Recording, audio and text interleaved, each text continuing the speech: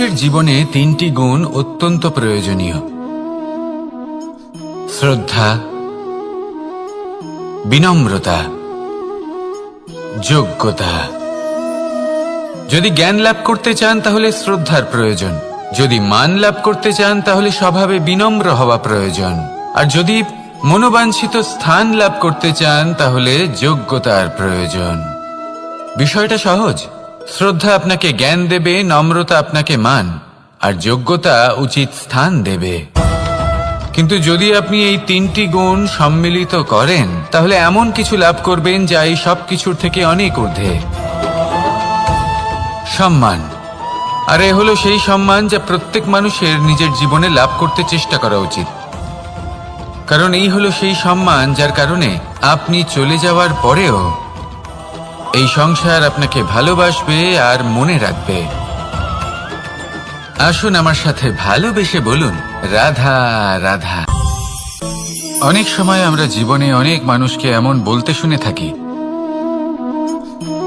যে আমি অসফল হয়েছি কারণ আমার সময় ভালো যাচ্ছিল না, আমি এই জিনিসটা লাভ করতে চাইছিলাম কিন্তু করতে পারলাম না কারণ আমার সময়টা ভালো যাচ্ছিল না, আমি আমার জীবনে ওই মহান কাজটা করতে চাইছিলাম কিন্তু করতে পারলাম না। কেন? কারণ আমার সময়টা ভালো যাচ্ছিল না। কিন্তু যে মুহূর্তে ভালো সময় আমার জীবনে আসবে আমি সব কিছু প্রাপ্ত করব। এমন প্রায় প্রত্যেকেই বলেন। আসুন একটা কথা বোঝা যাক। একজন মালিকে দেখুন, সে প্রত্যেক দিন গাছের সেবা করে, তাকে জল দেয়, তার যত্ন আত্তি করে। কেন? প্রত্যেক দিন সেই গাছ ফল দেয় না। সঠিক সময় এলে তবেই সেই গাছ ফল দেয়, কিন্তু প্রত্যেক দিন মালি তার সেবা করে, তাকে যত্ন করে। শুধুমাত্র তখন করে না যখন সেই গাছ ফল দিতে সক্ষম। আর যদি মালি গাছের যত্ন প্রতিদিন না করে তাহলে হয়তো সেই গাছ ফল দিতেই পারবে না। এটাই হলো আমাদের জন্য একটা শিক্ষা। যখন সময় আমাদের জন্য অপেক্ষা করে না তখন আপনি সময়ের জন্য কেন অপেক্ষা করছেন? ভালো সময়ের জন্য অপেক্ষা করবেন না। ভালো এবং শুভ কর্ম দ্বারা ভালো সময়কে নিজের কাছে টেনে আনুন। নিরন্তর কর্ম করুন, পরিশ্রম করতে থাকুন, শুভ সময় আপনা থেকেই আপনার কাছে আসবে। আসুন আমার সাথে ভালোবেসে বলুন, রাধা রাধা। মানুষের এই সংসারে জীবনযাপন করার জন্য কিছু জিনিসের প্রয়োজন পড়ে। এমন কিছু আবেগ, এমন কিছু বস্তু আছে যেগুলো তার প্রয়োজন হয়, কিন্তু সব থেকে বেশি যে জিনিসটা তার প্রয়োজন হয় সেটা হলো সম্মানের। আমাদের ভালো লাগে যখন কেউ আমাদের সম্মান করে। আমরা কাউকে সম্মান করলে তারও সেটা ভালো লাগে। কিন্তু আপনি দেখবেন যে সংসারে বেশিরভাগ মানুষ দুটি মাপদণ্ডের ভিত্তিতে সম্মান করেন। হয় বয়স দেখে করেন বা উপার্জন দেখে, অর্থাৎ সেই ব্যক্তি কতটা উপার্জন করেন। এবার ভেবে দেখুন, এটা আবশ্যক নয় কারোর বয়স যদি বেশি হয় তার বুদ্ধিও ততটাই বেশি হবে। আবশ্যক এটাও নয় যে কোনো ব্যক্তি যদি অত্যন্ত ধনী হন বা তার মনও নির্মল হবে বা তিনি সৎকর্ম করবেন বা এমন কোনো কর্ম করবেন যাতে উনি সম্মান লাভ করতে পারেন। হতে পারে উনি ধনী কিন্তু দুশ্চরিত্র। সেই জন্য বয়স বা উপার্জন দেখে কোনো ব্যক্তিকে সম্মান করবেন না। কর্ম দেখুন। যদি গভীরভাবে ভেবে দেখেন তাহলে দেখবেন যদি কোনো মানুষ কোনো সৎকর্ম করেন তাহলে তার প্রতি হৃদয় থেকে সম্মান জাগ্রত হয়। এটাই হলো সেই সম্মান যা অর্জন করতে হবে। বয়স আজ আছে, কাল আরো বৃদ্ধি পাবে। উপার্জন আজ আছে, কাল সেটা কমে যেতেও পারে। কিন্তু যদি আপনি নিরন্তর শুভকর্ম করতে থাকেন তাহলে আপনি মৃত্যুর পরেও অমর হয়ে থাকবেন। আসুন আমার সাথে ভালোবেসে বলুন, রাধা রাধা। পাপ এবং পুণ্য, এই দুই হলো সংসারের এমন দুই বিন্দু যাকে কেন্দ্র করে এই সংসারের চক্র ঘুরতে থাকে। আমরা যদি কোনো কর্ম বিচার করি হয় পুণ্য নয় পাপের দৃষ্টিভঙ্গি দিয়ে, এটা হয় পুণ্য না হলে পাপ। কিন্তু এই পাপ এবং পুণ্য এই দুই নির্ভর করে প্রত্যেক মানুষের ওপর, তার চিন্তাধারা, তার পরিস্থিতির ওপর। ধরুন এমন একজন মানুষ যিনি অনেক দিন ধরে বনে পথ হারিয়েছেন, অনেক দিন হয়তো উনি কোনো খাবার খাননি। এবার এমন পরিস্থিতি চলে এসছে যে এবার যদি উনি খাবার না খান তাহলে হয়তো জীবিতই থাকবেন না। আর এমন অবস্থায় ওনার সামনে যদি কোনো প্রাণী আসে তাহলে তাকে শিকার করা, এটা কিন্তু তার কাছে পাপ নয়, এটা তো জীবিত থাকার একমাত্র উপায়। এটা তার কাছে পুণ্যসম। আর যদি আমি এমন একজন ব্যক্তির কথা বলি যিনি সরল, যিনি একটি সুখী, শান্ত, সুরক্ষিত জীবনযাপন করছেন, তার কাছে কিন্তু এটা পাপ। এইরকমই এই সংসারে ভিন্ন ভিন্ন পরিভাষা আছে পাপ এবং পুণ্যের। তার মধ্যে যদি আমি আপনাকে একটি সরল পরিভাষা দিই, সেটা হলো জীবনে যখনই কোনো কর্ম করবেন সেটা নিয়ে একটু ভেবে দেখুন যে এই যে কাজটা আমি করছি তার ফলে এই যে অন্য মানুষেরা আছেন এই সংসারে, তারা কি দুঃখ পাবেন? যদি তারা দুঃখ পান তাহলে সেটা পাপ। যদি আপনি এমন কোনো কর্ম করেন যার ফলে অন্যরা প্রসন্নতা লাভ করেন, তাদের মুখে হাসি ফুটে ওঠে, যদি তারা প্রেরিত হন, জীবনে সামনে এগোতে পারেন, তাদের বিকাশ হয়, তাহলে এটা হলো পুণ্য।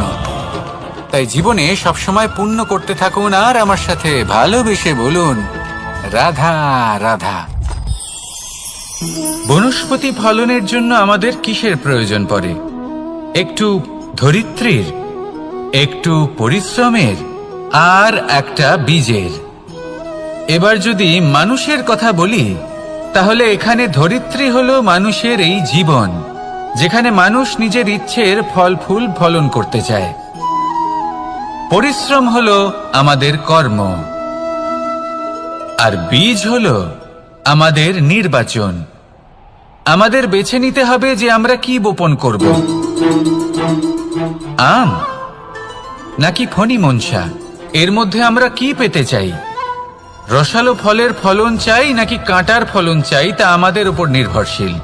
কিন্তু একটা কথা ঠিক, লক্ষ্য যেমনই হোক না কেন, জীবন যেমনই হোক না কেন, যদি আপনি লক্ষ্যের দিকে এগোতে থাকেন তাহলে কর্মের সাথে খামখেয়ালি আচরণ করতে পারবেন না। যদি আপনি এমন করেন তাহলে এটা আপনাকে একটা অনুচিত লক্ষ্যে পৌঁছে দেবে, সেটা কিন্তু নিশ্চিত। সবসময় এটা মনে রাখবেন, কর্মের সাথে খামখেয়ালি হবেন অর্থাৎ কর্মফলও আপনার সাথে খামখেয়ালি হবে। তাহলে নিষ্ঠার সাথে কর্ম করতে থাকুন আর নিজের লক্ষ্যকে প্রাপ্ত করুন। আর আমার সাথে ভালোবেসে বলুন রাধা রাধা।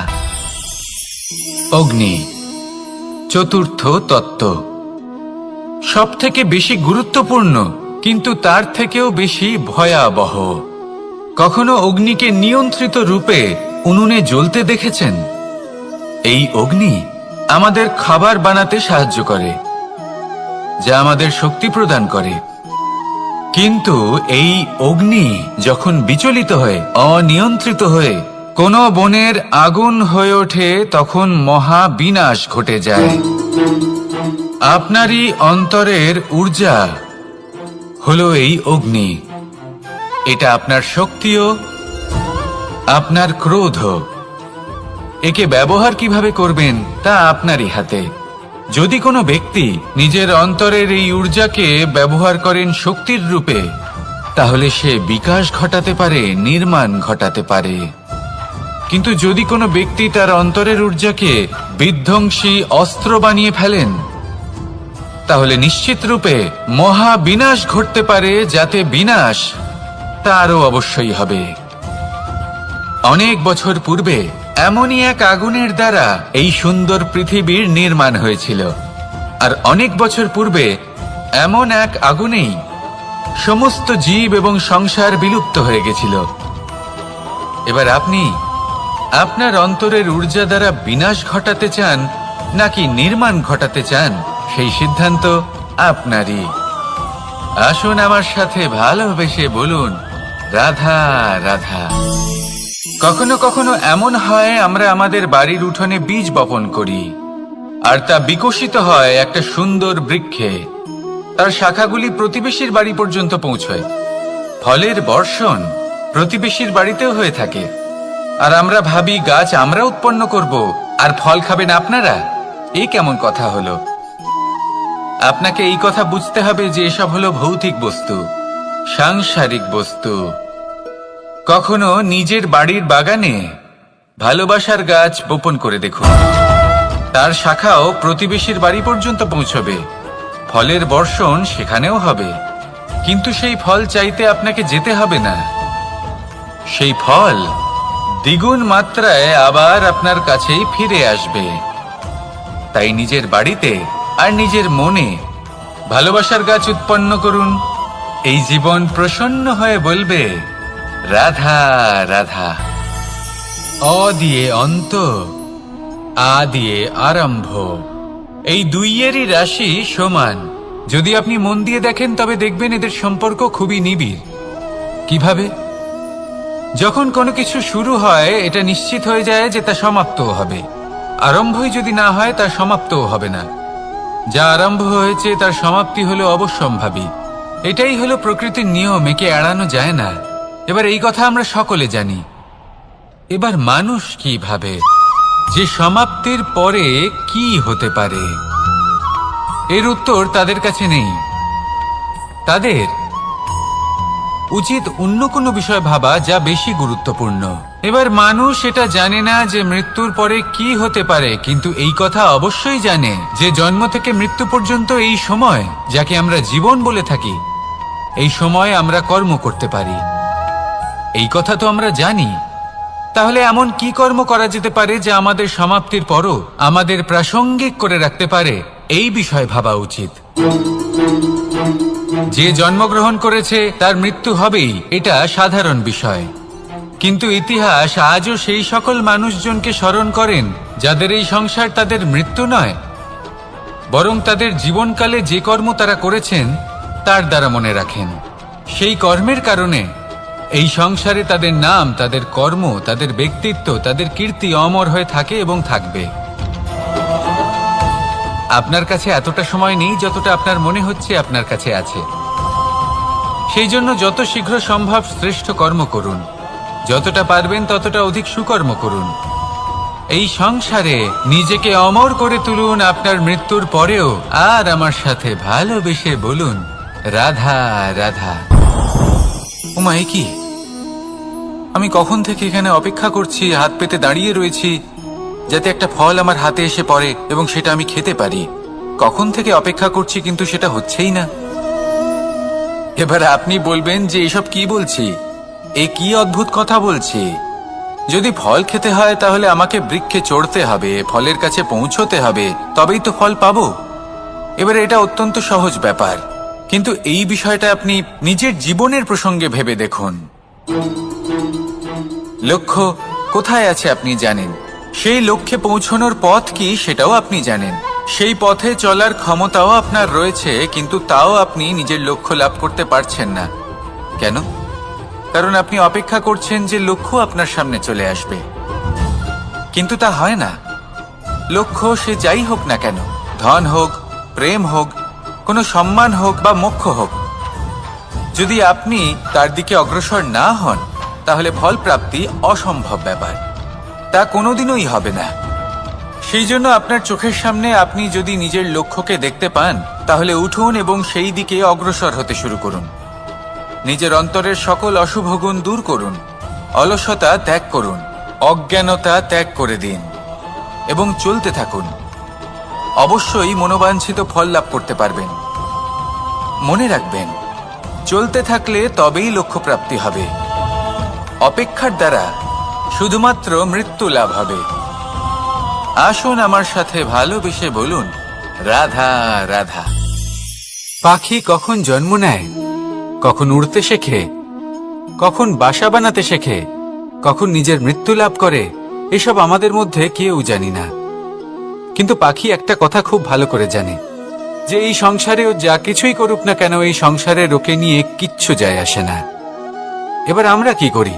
কোনো কাজ করার আগে আমরা এটা ভাবি যে এই সংসার যদি আমাকে দেখে ফেলে তাহলে কে জানে এই সংসার কি ভাববে, আমার প্রতিচ্ছবি কেমন তৈরি হবে কে জানে, কে জানে কি হবে আদি ইত্যাদি। এই সব ভাবনায় আমরা মগ্ন হয়ে যাই। কিছুটা এমন ভাবে মগ্ন হই যে বর্তমানের কর্মের এই জীবনের যাত্রাপথে সেই সময়ের আনন্দ উপভোগ করতে ভুলে যাই। এবার দেখুন একটা পাখি কি করে, ওর কর্ম হলো গান গেয়ে চলা। ওই পাখি গেয়ে চলে, কেউ ওর গান শুনুক বা না শুনুক, কেউ আদৌ শুনছে কিনা সেই বিষয়টা নিয়ে সেই পাখির কিছুই যায় আসে না। সেই পাখি নিজের কর্ম করতে থাকে। হয়তো সেই জন্যই আপনি কখনো কোনো পাখিকে কাঁদতে দেখবেন না। এরকমই আপনাকে নিজেকে গড়ে তুলতে হবে। প্রথমে নিজেকে জিজ্ঞেস করুন, এই যে কর্ম আমি করতে চলেছি সেটা কি উচিত? যদি আপনার মনে হয় সেটা উচিত, তাহলে সেটা প্রমাণ করুন। এটা ভাববেন না যে এই সংসার কি ভাববে। আসুন আর আমার সাথে ভালোবেসে বলুন, রাধা।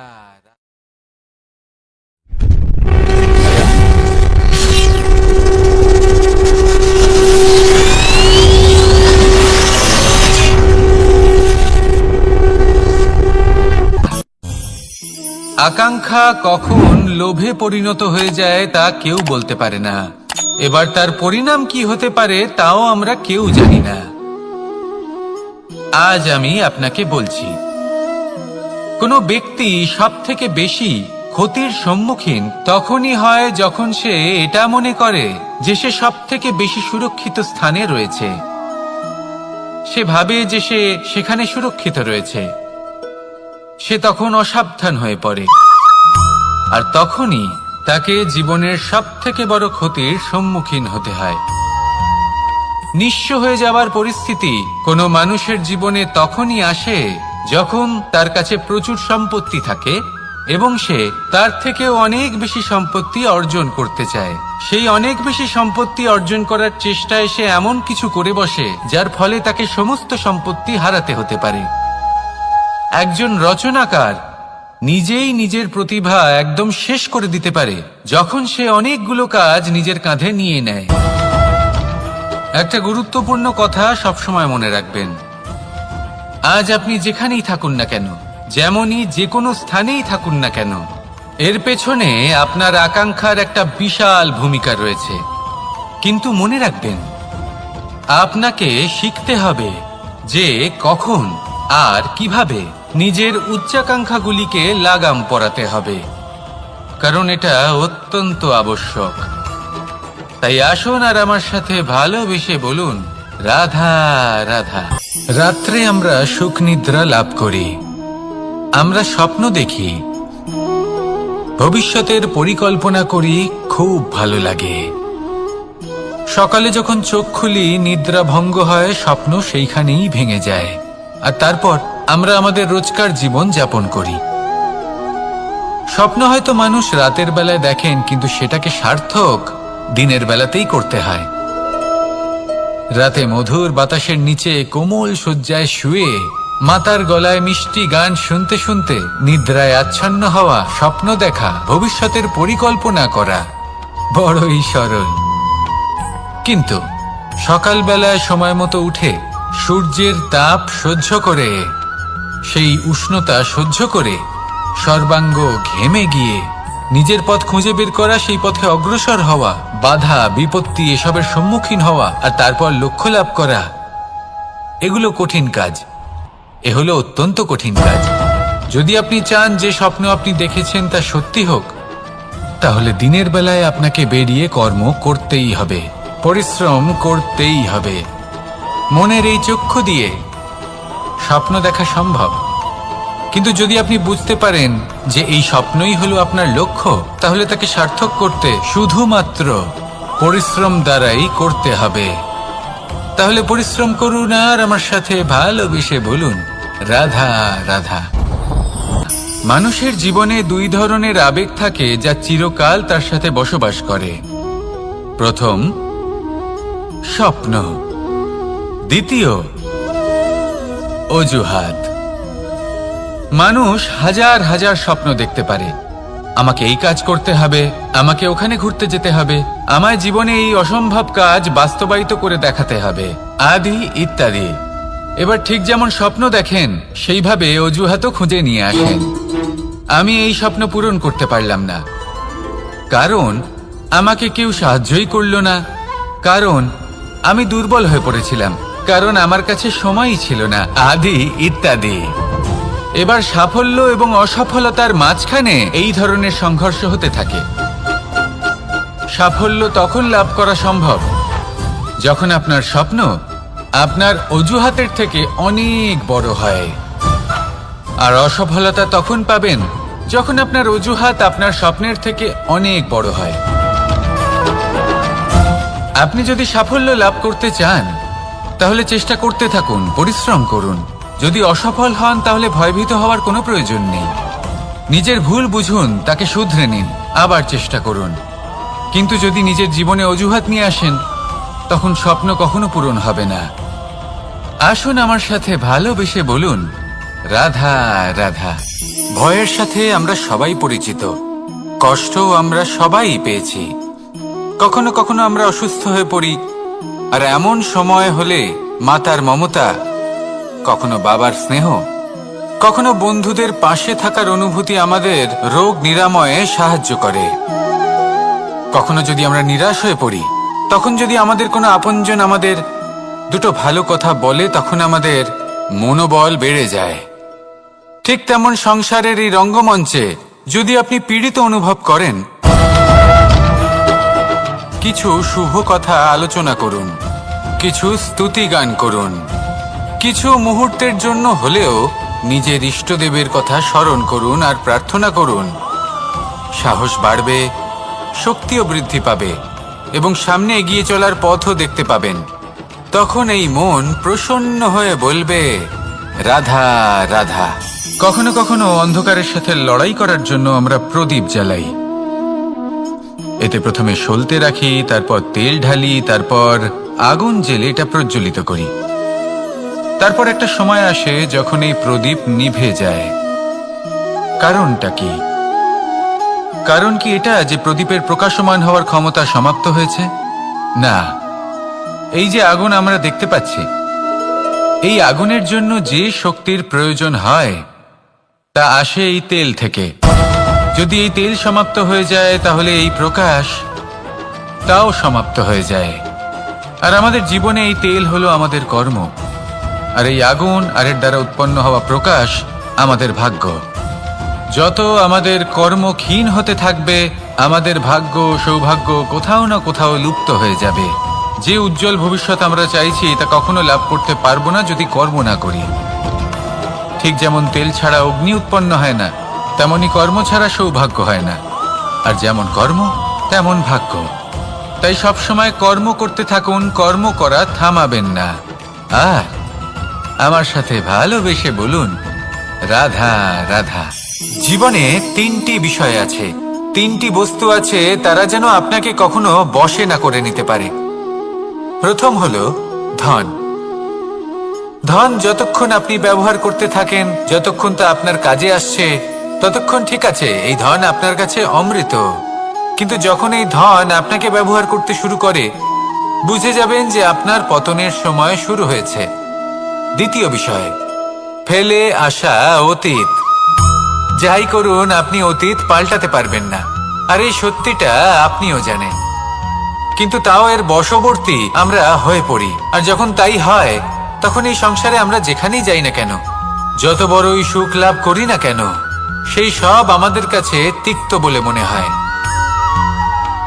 তৃতীয় বিষয়, আপনার আশেপাশের মানুষ ভিন্ন ভিন্ন ধরনের মানুষ হয়, যাদের চিন্তা ভাবনা এবং দৃষ্টিভঙ্গি ভিন্ন ভিন্ন প্রকারের। যদি এদের বশবর্তী আপনি হয়ে পড়েন, তাহলে কেউ বলবে এটা করো, এটা ভালো। কেউ বলবে এটা করো না, ওটা করো, ওটা ভালো কাজ। কেউ বলবে এই দুটোই করো না, অন্য কিছু করো। এই কথাগুলিতে আপনি এতটাই জড়িয়ে পড়বেন যে আপনি লক্ষ্যভ্রষ্ট হয়ে পড়বেন। তাই এই তিন বিষয় থেকে সাবধানে থাকবেন। যদি কোনো কিছু বশ করতে হয়, তাহলে আপনাকে বশ করতে হবে আপনার আজকে, নিজের বর্তমানকে। এটা খুব প্রয়োজনীয়। এটা ভাববেন যে এই সময়ের সদ্ব্যবহার আমি কিভাবে করব, সময়কে শাসন কিভাবে করব, ওই কর্ম কিভাবে করব যাতে ভবিষ্যতে কখনো আমার আফসোস না হয়, বরং এই সংসার আমাকে নিয়ে গর্ব করবে, সেই কর্ম করুন। আর যখন আপনি এটা শিখে নেবেন, তখন আপনি নিজেই নিজেকে প্রকৃত অর্থে ভাগ্যশালী করে তুলবেন। আসুন আমার সাথে ভালোবেসে বলুন, রাধা রাধা। অনেক সময় আমরা কারোর নীরবতাকে তার দুর্বলতা ভেবে বসি। হতেই পারে সেই ব্যক্তি উত্তর দিতে চাইছেন না, হতে পারে অন্য কোনো কারণ আছে যা আমরা বুঝতেই পারছি না। সেই জন্য তাকে দুর্বল ভেবে নেওয়া অনুচিত। দেখতে গেলে এই বিশাল সমুদ্র এও কিন্তু নীরব, শান্ত হয়। কিন্তু যখন সে রুদ্র মূর্তি ধারণ করে তখন কি হয়? সমগ্র সংসারকে বিনাশের পথে নিয়ে যায় এই সমুদ্র, প্রলয় সৃষ্টি করে। সেই জন্য কারোর সহ্য শক্তিকে দুর্বলতা বলে মনে করবেন না। কারণ যদি এই নীরবতা নিজেকে ভেঙে বেরিয়ে আসে, তাহলে তা বিনাশের সমস্ত সীমা পার করে যেতে পারে। তাই এই নীরবতাকে সবসময় বুঝুন, সবসময় একে সম্মান করতে শিখুন, আর আমার সাথে ভালোবেসে বলুন, রাধা রাধা। কখনো কোনো চাতক পাখিকে দেখেছেন? কথায় আছে যে বছরে মাত্র একবার সে তার তৃষ্ণা মিটিয়ে থাকে, আর তাও আকাশে ভেসে থাকা মেঘের দ্বারা ঘটানো বৃষ্টির জলের ফোঁটা থেকে। আর কোথাও থেকে সে তার তৃষ্ণা পূরণ করে না। সারা বছর সে নিদারুণ গরম সহ্য করে, তীব্র শীতও সহ্য করে, শুধু এই আশা নিয়ে যে বছরে একবার অন্তত সেই মেঘের ঘন ঘটা হবে, বৃষ্টি হবে, আর সে তার তৃষ্ণা নিবারণ করবে। এটা আসলে কি? এটা আসলে বিশ্বাস। সেই বিশ্বাস যে বছরে একবার সেই মেঘ আসবে তৃষ্ণা নিবারণ করতে। যেমন দেখুন, একটা সূর্যমুখী ফুল সারা রাত অন্ধকারের সাথে যুদ্ধ করে, কারণ তার বিশ্বাস যে ভোরবেলায় সূর্য তাকে অবশ্যই দর্শন দেবেন। সেটাও বিশ্বাস ছিল যার উপর ভরসা করে মনু একটা নৌকা নিয়ে বেরিয়ে পড়েছিলেন এবং সমস্ত সৃষ্টিকে প্রলয়ের হাত থেকে বাঁচিয়েছিলেন। সেটাও ছিল ভালোবাসার প্রতি বিশ্বাস, যার উপর ভরসা করে বানর এবং ভাল্লুক সেনা নিয়ে শ্রীরাম আক্রমণ করেছিলেন সমস্ত বরদানপ্রাপ্ত অসুরগণ এবং রাক্ষসগণের লঙ্কায়, এবং জয় লাভ করেছিলেন। এই বিশ্বাসই হল এই বিশ্বের আশা। বিশ্বাস রাখুন যে আপনি হলেন সর্বশ্রেষ্ঠ এবং শুধুই নিজের কর্ম করতে থাকুন। এই বিশ্বাসের আশাই আপনাকে প্রতি মুহূর্তে বল প্রদান করবে। এ হলো আমার বিশ্বাস। আসুন আর আমার সাথে ভালোবেসে বলুন, রাধা রাধা। যোগাসন। যোগাসনে আসন অত্যন্ত গুরুত্বপূর্ণ। এবার আমি বলবো সবথেকে শ্রেষ্ঠ আসন কোনটি। আশ্বাস। নিজেকে আশ্বস্ত করতে থাকুন যে আমি আছি, সব ঠিক হবে, যা হচ্ছে ভালোর জন্য হচ্ছে। এই আশ্বাস আপনাকে জীবনে এমন ধনাত্মক বিশ্বাস দেবে যে আপনি বড় বড় সমস্যার সমাধান করতে পারবেন। এবার যদি কথা বলি সবথেকে কঠিন সময়ের, তাহলে সেটা হলো বিচ্ছেদের। যা মা সীতাকে সহ্য করতে হয়েছে শ্রীরামের জন্য, রাধা কৃষ্ণকেও সহ্য করতে হয়েছে। যে ব্যক্তি বিচ্ছেদের সময় সঠিক পথে চলে এসেছে, সে জীবনে অনেক শ্রেষ্ঠ স্থানে অবশ্যই পৌঁছতে পারবে। এবার যদি কথা বলি সবথেকে জরুরি এবং গুরুত্বপূর্ণ সময়ের, তাহলে সেটা হলো সংযোগ। সকলকে সাহায্য করতে থাকুন। আপনি অন্যদের সাহায্য করে তাদের যত আনন্দ দিতে পারবেন, ততটাই আনন্দ আপনারও জীবনে অবশ্যই আসবে। আসুন আর আমার সাথে ভালোবেসে বলুন, রাধা রাধা। সংসারে সকলে উঁচুতে উঠতে চায়, কেউ নত হতে চায় না। সবাই এটা মনে করে যে নত হওয়ার অর্থ হলো তাদের আত্মসম্মান এবং অহংবোধের বিরুদ্ধাচরণ করা। তাদের মনে হয় যে যদি আমরা নত হই, সংসার আমাদের দুর্বল মনে করবে, তাদের শৌর্য এবং তাদের ব্যক্তিত্বের অপমান হবে। কিন্তু এটা কি সত্যি? প্রত্যেকবার নত হওয়ার অর্থ কি সম্মানহানি হওয়া? কখনোই নয়। আপনি নিজের জীবনকেই দেখে নিন। আপনার কোনো অমূল্য জিনিস যদি নিচে পড়ে যায়, তাহলে তাকে কিভাবে তোলেন? সেই বস্তুকে তোলার জন্য আপনাকে নত হতেই হবে। আপনি বড়দের আশীর্বাদ কিভাবে লাভ করেন? আপনি নত হয়ে তবেই তাদের আশীর্বাদ লাভ করতে পারেন, তাই না?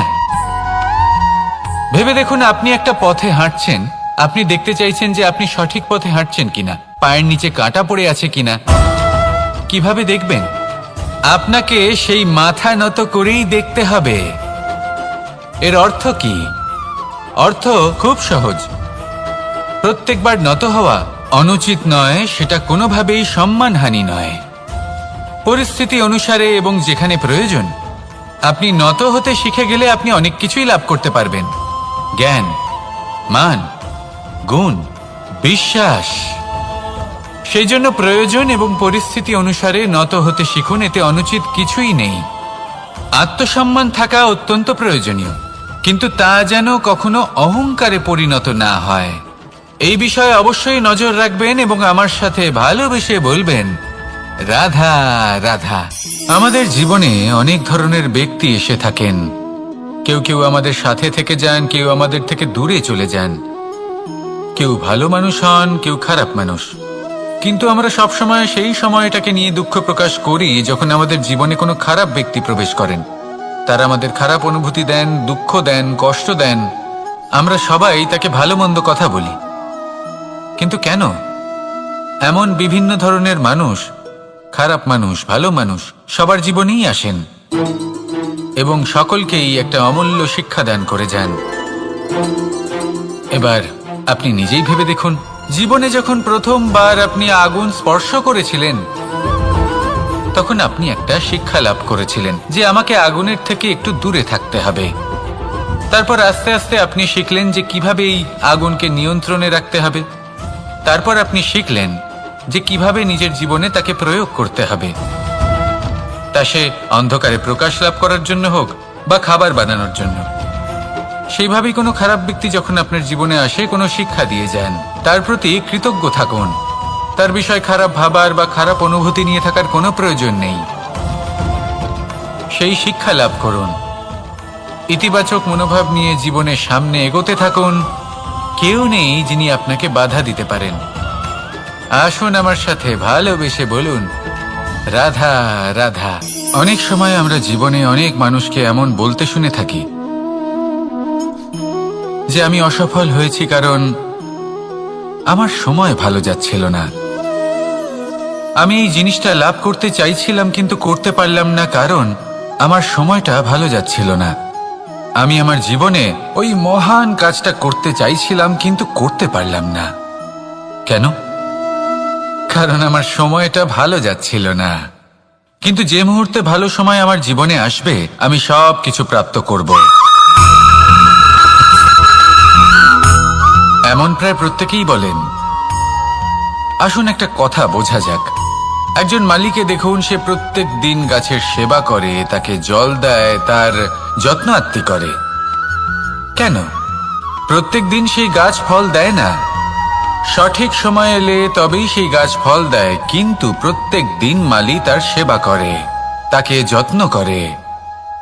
শুধুমাত্র তখন করে না যখন সেই গাছ ফল দিতে সক্ষম। আর যদি মালি গাছের যত্ন প্রতিদিন না করে তাহলে হয়তো সেই গাছ ফল দিতেই পারবে না। এটাই হলো আমাদের জন্য একটা শিক্ষা। যখন সময় আমাদের জন্য অপেক্ষা করে না তখন আপনি সময়ের জন্য কেন অপেক্ষা করছেন?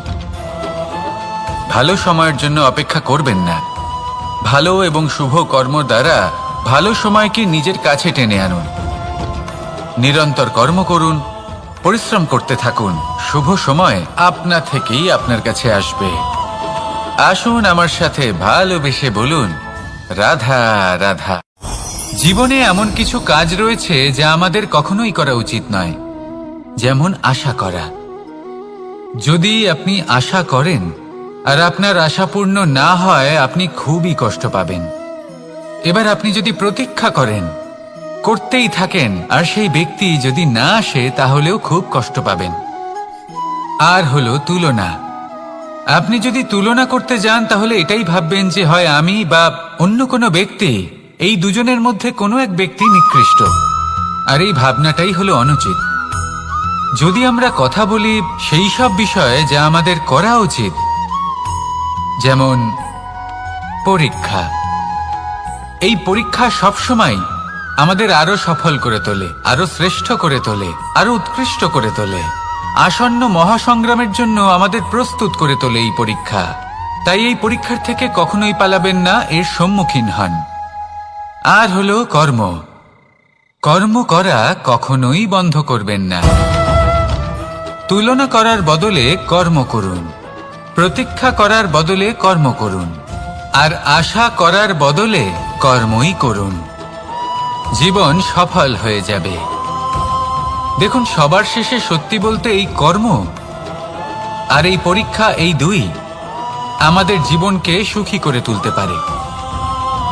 আসুন আর আমার সাথে ভালোবেসে বলুন, রাধা রাধা। আমি অনেক সংখ্যক মানুষকে দেখেছি, তাদের কাছে অত্যাধিক জ্ঞান আছে, শিল্প আছে, ধন আছে, কীর্তি আছে, কিন্তু তারা এই সব কিছু নিজেদের কাছেই রাখেন, এই সমাজে বিতরণ করেন না। কারণ হলো ভয়।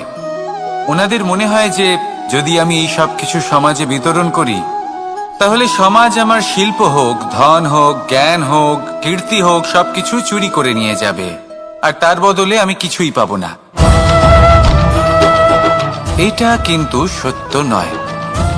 সত্য হলো এটাই যে যদি আপনি নিজেকে এই সংসারের প্রতি সমর্পিত করেন, তাহলে এই সংসার আপনার প্রতিও সমর্পিত থাকবে।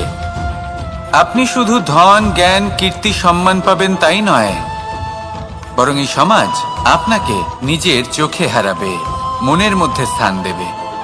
তাই এই ভয় ত্যাগ করে দেখুন কিভাবে এই সমাজ আপনাকে প্রেম সমর্পণ করে। আসুন আমার সাথে ভালোবেসে বলুন, রাধা রাধা। মানুষের এই সংসারে জীবনযাপন করার জন্য কিছু জিনিসের প্রয়োজন পড়ে।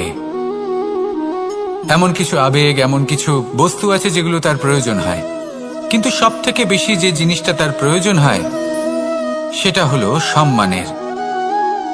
আমাদের ভালো লাগে যখন কেউ আমাদের সম্মান করে। আমরা কাউকে সম্মান করলে তারও সেটা ভালো লাগে।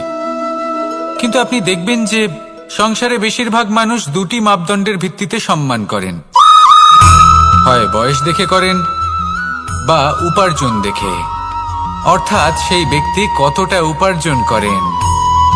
এবার ভেবে দেখুন, এটা আবশ্যক নয় কারোর বয়স যদি বেশি হয় তার বুদ্ধিও ততটাই বেশি হবে। আবশ্যক এটাও নয় যে কোনো ব্যক্তি যদি অত্যন্ত ধনী হন বা তার মনও নির্মল হবে বা তিনি সৎকর্ম করবেন বা এমন কোনো কর্ম করবেন যাতে উনি সম্মান লাভ করতে পারেন। হতে পারে উনি ধনী কিন্তু দুশ্চরিত্র।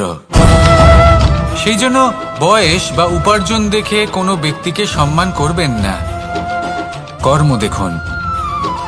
যদি গভীরভাবে ভেবে দেখেন তাহলে দেখবেন যদি কোনো মানুষ কোনো সৎকর্ম করেন তাহলে তার প্রতি হৃদয় থেকে সম্মান জাগ্রত হয়। এটাই হলো সেই সম্মান যা অর্জন করতে হবে।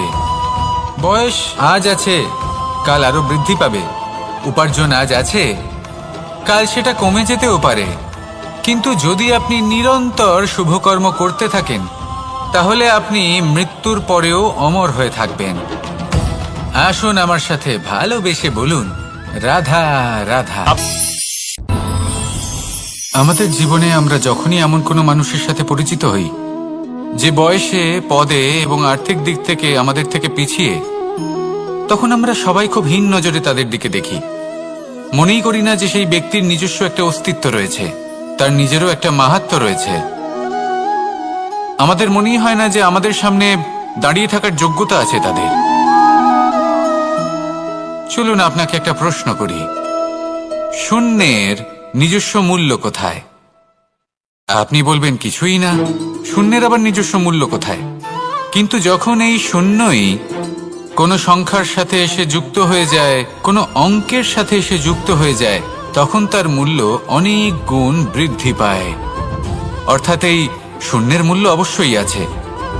আর আমাদের জীবনেও এমন কিছু ব্যক্তি থাকেন, তাদের দেখে মনে হয় যে এদের কোনো মূল্যই নেই। কিন্তু যখন এই ব্যক্তি কারোর সাথে এসে জুড়ে যান তখন তার মূল্য সেই ব্যক্তির বৃদ্ধি ঘটায়। এই সংসারে এমন কোনো ব্যক্তি নেই যার কোনো মূল্য নেই। যদি আমরা ধনুকের কথা বলি তাহলে তার জন্য একটি দড়ির প্রয়োজন হয় যেটি প্রত্যঞ্চা হিসেবে ব্যবহৃত হয়। যদি এই প্রত্যঞ্চা না থাকে তাহলে ধনুকের কোনো মূল্যই থাকে না। যদি প্রত্যঞ্চা না থাকে তাহলে ধনুকের অস্তিত্ব অসম্পূর্ণ থেকে যায়। এই সংসারে যে কোনো ব্যক্তি হোক বা যে কোনো বস্তু হোক, প্রত্যেকের নিজস্ব একটি মূল্য আছে। তার সম্মান করুন, সামনে অগ্রসর হন আর আমার সাথে ভালোবেসে বলুন, রাধা রাধা। জীবনে এমন কিছু কাজ রয়েছে যা আপনাকে একাই করতে হয়, আর এমন কিছু কাজ রয়েছে যা আপনাকে একসাথে মিলে করতে হয়, একজোট হয়ে, সঙ্গবদ্ধ হয়ে। এবার সঙ্গবদ্ধ বলতে কি বোঝাতে চাইছি? আমি তাদের কথা বলছি না যারা বাস্তবিকভাবে একে অপরের সাথে কাজ করেন। আমি তাদের কথা বলছি যারা একে অপরের থেকে দূরে থেকেও একে অপরকে বিশ্বাস করেন। আমি আগেও বলেছিলাম, সমস্ত বিশ্বের আশা বিশ্বাসেই বসবাস করে, তাই না? তাই যেখানে সমস্ত বিশ্ব আছে, সমস্ত সংসার আছে, সেইখানেই বিশ্বাস রয়েছে। তাই আপনার আশেপাশে এমন দল সঙ্গবদ্ধ করুন যাদের আপনার উপর বিশ্বাস আছে আর যাদেরকে আপনি বিশ্বাস করতে পারেন। তাহলে আসুন আর আমার সাথে ভালোবেসে বলুন, রাধা রাধা।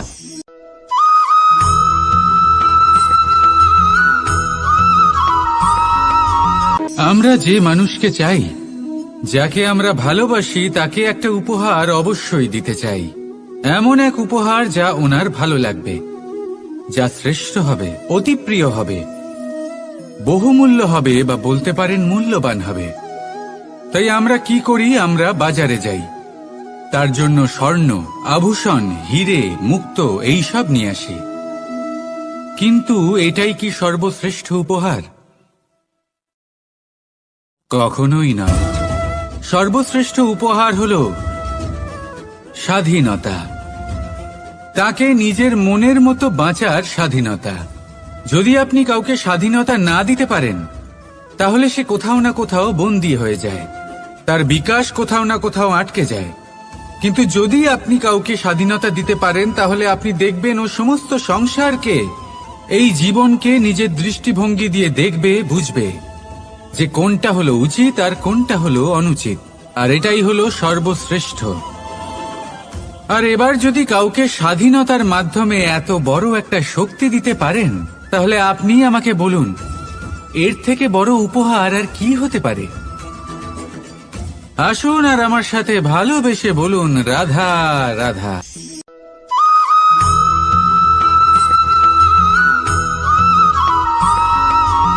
পিতা আর পুত্রের সম্পর্ক অত্যন্ত মধুর হয়ে থাকে।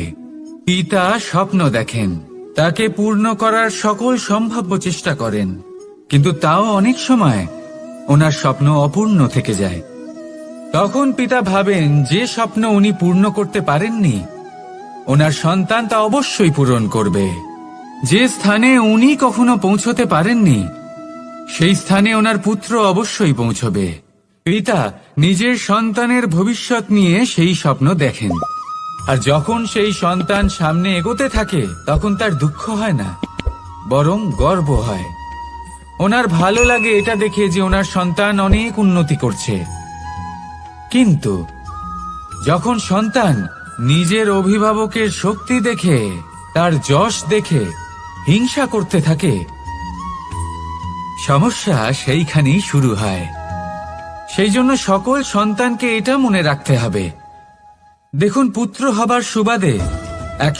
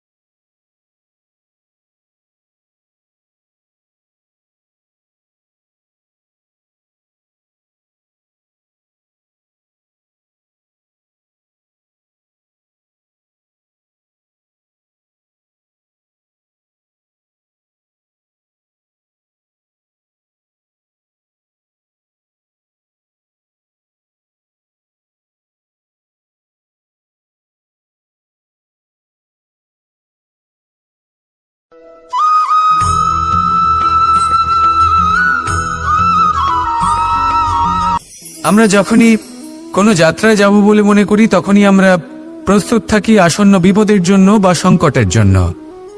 যেমন যদি আমাদের মনে হয় যে আজকের পরিবেশ খুব ঠান্ডা হবে, তাহলে আমরা গরম বস্ত্র ধারণ করি বা সেটাকে সাথে নিয়ে যাই। যদি মনে হয় যে বৃষ্টি হতে পারে বা বৃষ্টি হয়ে চলেছে আমরা দেখছি, তাহলে আমরা একটা ছাতা সাথে নিয়ে নিই। আমরা প্রস্তুত থাকতে চাই এবং এটাই উচিত, এবং সেই কারণেই আমরা যাত্রায় সাফল্য লাভ করি। কিন্তু যদি আমরা কথা বলি জীবনযাত্রা নিয়ে, যা কিনা সব থেকে বেশি গুরুত্বপূর্ণ, তাহলে তার জন্য আমরা পূর্ণরূপে প্রস্তুত থাকি না। আশেপাশের মানুষ, এই সমাজ, আমাদের সাথী, আমাদের মিত্ররা যে কোনো মুহূর্তে বদলে যেতে পারেন। সেই জন্য আমরা নিজেদেরকে কখনো সাবধান করি না, কখনোই নিজেদের প্রস্তুত করি না। আমাদের এটা কখনোই মনে হয় না যে এরকম হতে পারে, আর সেই কারণেই শেষে গিয়ে আমরা অত্যন্ত দুঃখ পাই। একটা অমূল্য শিক্ষা আছে যেটা আমাদের লাভ করা উচিত। সতর্ক থাকা উচিত। এই জীবনযাত্রার জন্য শুধুমাত্র এই পরিবেশের বিষয়ে তথ্য সংগ্রহ করা বা তাকে অনুমান করা এটুকু হলেই চলবে না। আমাদের আশেপাশের মানুষজনকে দেখতে হবে, তাদের স্বভাব পরিস্থিতির ওপর নজর রাখতে হবে। যখন তারা রং পাল্টাচ্ছেন নজর রাখতে হবে, তা অত্যন্ত আবশ্যক। পরিবর্তন আপনার জীবনে অবশ্যম্ভাবী। সঠিকভাবে তার সম্মুখীন হন। আসুন আমার সাথে ভালোবেসে বলুন, রাধা রাধা।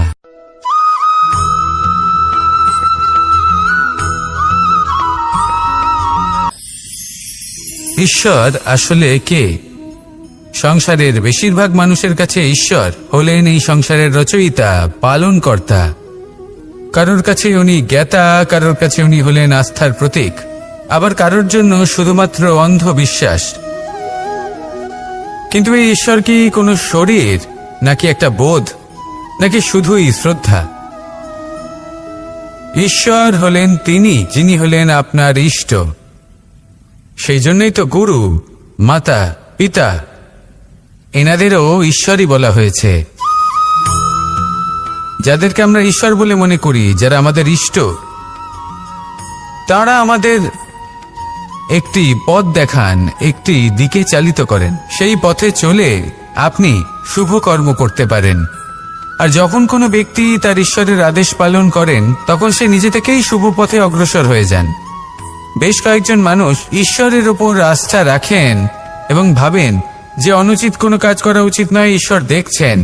ওনারা ভয় পান যে কোনো অনুচিত কর্ম করলে কে জানে তার পরিণাম কি হবে। এমন অনেক ব্যক্তি রয়েছেন যারা ঈশ্বরকে বিশ্বাস করেন এবং জানেন যে ঈশ্বর তাদেরকে দেখছেন, তাই যে যে শুভকর্ম ওনারা করেছেন তার ফল তারা অবশ্যই পাবেন। এবার আপনি ভয় পেয়ে ঈশ্বরকে বিশ্বাস করবেন নাকি বিশ্বাসের দ্বারা ঈশ্বরকে বিশ্বাস করবেন, সেই সিদ্ধান্ত আপনারই।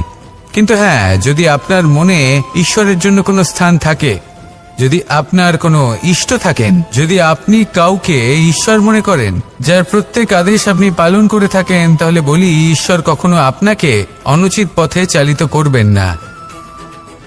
আসুন আমার সাথে ভালোবেসে বলুন, রাধা রাধা।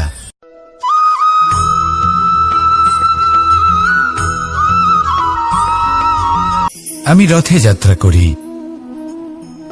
বারবার থেমে আপনাকে দেখতে হবে, নিজেকে কিছু প্রশ্ন করতে হবে। আমি কি আজ সেই কর্মই করছি যেটা আমি করতে চেয়েছিলাম? আমি কি আজ সেই জীবন যাপন করছি যেমন আমি যাপন করতে চেয়েছিলাম? যদি এই প্রশ্নগুলোর উত্তর হ্যাঁ হয়, তাহলে এগোতে থাকুন, নয়তো থেমে যান এবং বিচরণ করুন।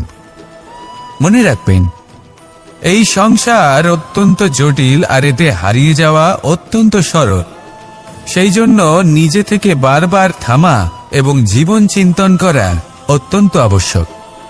তাহলে সেটাই করুন, আর আমার সাথে ভালোবেসে বলুন, রাধা রাধা।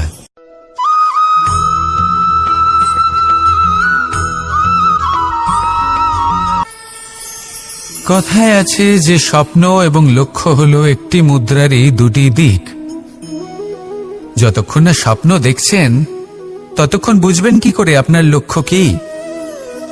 স্বপ্ন দেখে যদি নিজের লক্ষ্য বুঝতে পারেন, সেটা পেতে চান, তবেই সেটা লাভ করতে পারবেন। কিন্তু স্বপ্ন এবং লক্ষ্য এই দুইয়ের মধ্যে একটা ভারসাম্য রয়েছে, যেটা বজায় রাখা প্রয়োজনীয়। একে আমরা বলে থাকি পরিশ্রম।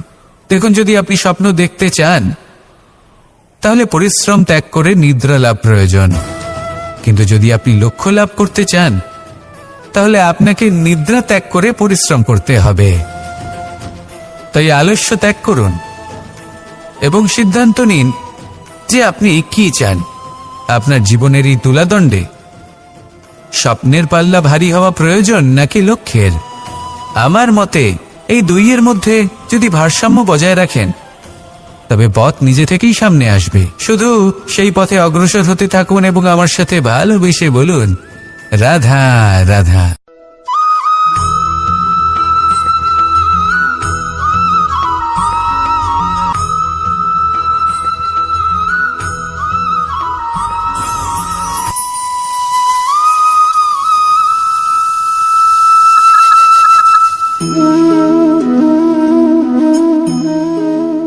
মোহনের বাঁশির এই সুর, এই সঙ্গীত কার না পছন্দ হয়?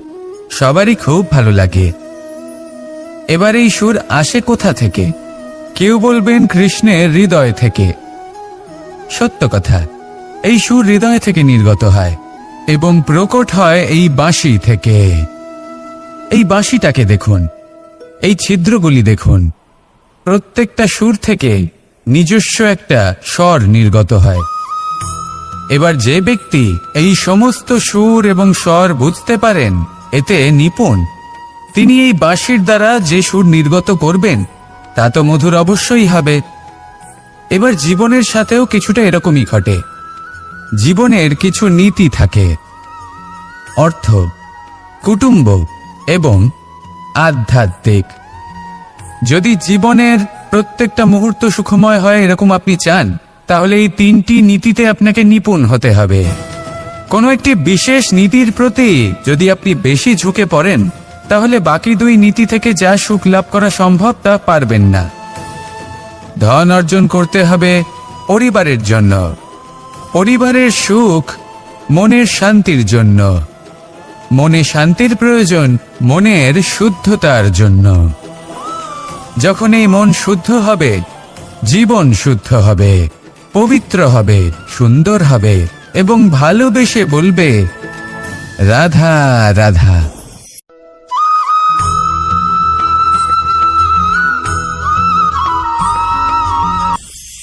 আপনারা সবাই একটা গাছের পাতাকে দেখুন। যতক্ষণ পর্যন্ত ও গাছের সাথে, মানে গাছের ডালের সাথে জুড়ে থাকে, সে সবুজ থাকে, বাতাসের সাথে সে নড়তে থাকে। যতক্ষণ পর্যন্ত ও সূর্য থেকে পাওয়া রশ্মির শক্তি গাছে পৌঁছে দেয়, ততক্ষণ ও ডালের সাথে যুক্ত থাকে। কিন্তু যখন সেই পাতা শুকিয়ে যায়, তখন তার কোনো গুরুত্ব থাকে না। সেই পাতা গাছের ডালে এবং বৃক্ষের কাছে বোঝা হয়ে থেকে যায়। এবং এমন এক সময় আসে যখন সেই ডালটি শুকনো সেই পাতাকে পরিত্যাগ করে। এটাই আমরা এই প্রকৃতিতে দেখি এবং এটাই হলো সত্য। আর এটাই আমাদের জীবনে খুব বড় একটা শিক্ষা। যদি আপনিও নিজের জীবনে নিজের আপনজনদের কাছে বোঝা স্বরূপ হয়ে দাঁড়ান, তাহলে তারা আপনাকে যতই ভালোবাসুক না কেন, ওনারা যদি নাও চান, তাহলেও এমন এক দিন আসবে যখন আপনার আপনজন আপনাকে পরিত্যাগ করবে। সেই জন্য সবসময় আত্মনির্ভর হয়ে ওঠার চেষ্টা করুন। নিরন্তর পরিশ্রম করতে থাকুন, কারোর উপর বোঝা হয়ে থাকবেন না, বরং তার সাথে মিলে দায়িত্ব পালন করুন। এমনটা করবেন, তাহলে আপনার সম্মানও বজায় থাকবে এবং সম্পর্কের মধ্যে আপনার মূল্যও বজায় থাকবে। আসুন আর আমার সাথে ভালোবেসে বলুন, রাধা রাধা।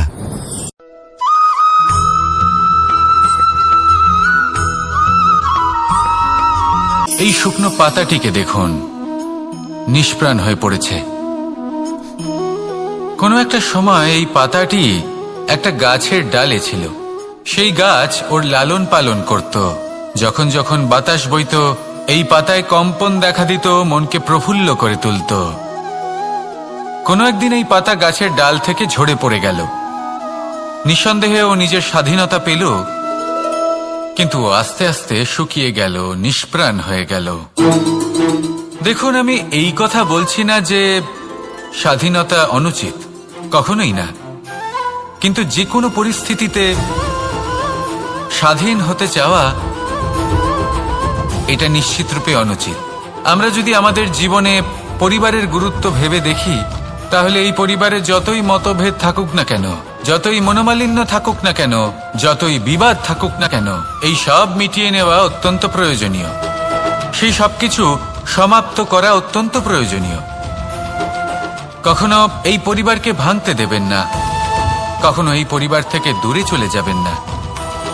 এই পরিবার হলো আমাদের জীবনের একটা অমূল্য সম্পদ, অমূল্য এক আশ্রয়, যা এই সংসারে হয়তো কোথাও আপনি পাবেন না। তাই একে আগলে রাখুন। ভেবে নিন আপনি পাতা আর আপনার পরিবার সেই গাছ। আসুন আমার সাথে ভালোবেসে বলুন, রাধা রাধা।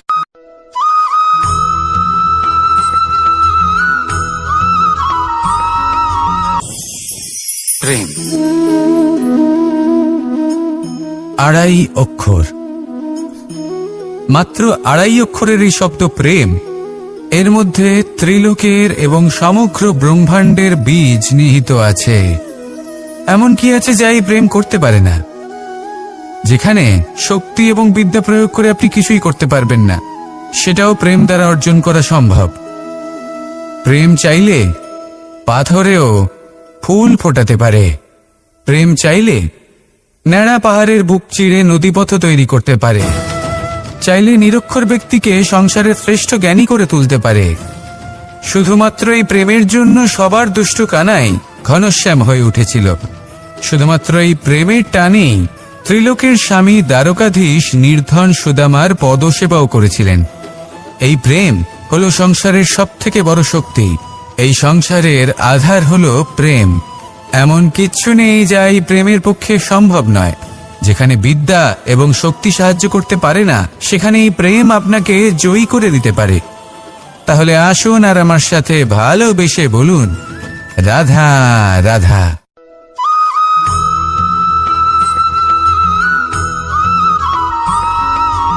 দীপাবলি আমাদের সবথেকে বড় উৎসব। শ্রীরাম রাবণকে পরাস্ত করে 14 বছরের বনবাস কাটিয়ে আবার অযোধ্যায় ফিরে এলেন অমাবস্যার রাত্রে। অযোধ্যায় সবাই খুব প্রসন্ন ছিলেন, খুবই উৎসাহিত ছিলেন। অযোধ্যায় সহস্র প্রদীপ প্রজ্বলিত করা হয়েছিল এই উৎসবে। একে আমরা দীপাবলি বলে থাকি। এবার এই বিষয়ে আমরা সকলে জানি। আপনি কি এটা জানেন যে শ্রীরাম বাস্তবে অমাবস্যার এক রাত আগেই অযোধ্যায় পৌঁছে গেছিলেন? সবার সামনে অমাবস্যার রাতে এসেছিলেন। এর কারণ কি? শ্রীরাম প্রমাণ করতে চেয়েছিলেন যে যে কোনো সময়, দিন হোক বা রাত, শুভ বা অশুভ হয় না। শুভ অশুভ কিছু থাকলে তা হলো মানুষের চিন্তা, তার ভাবনা, তার নির্বাচন আর তার কর্ম। নিজেই দেখিনি। শ্রীরাম তাহলে নিজের পরিবারের সাথে দীপাবলি পালন করুন, আপনাদের শুভেচ্ছা জানাই। আসুন আর আমার সাথে ভালোবেসে বলুন, রাধা রাধা।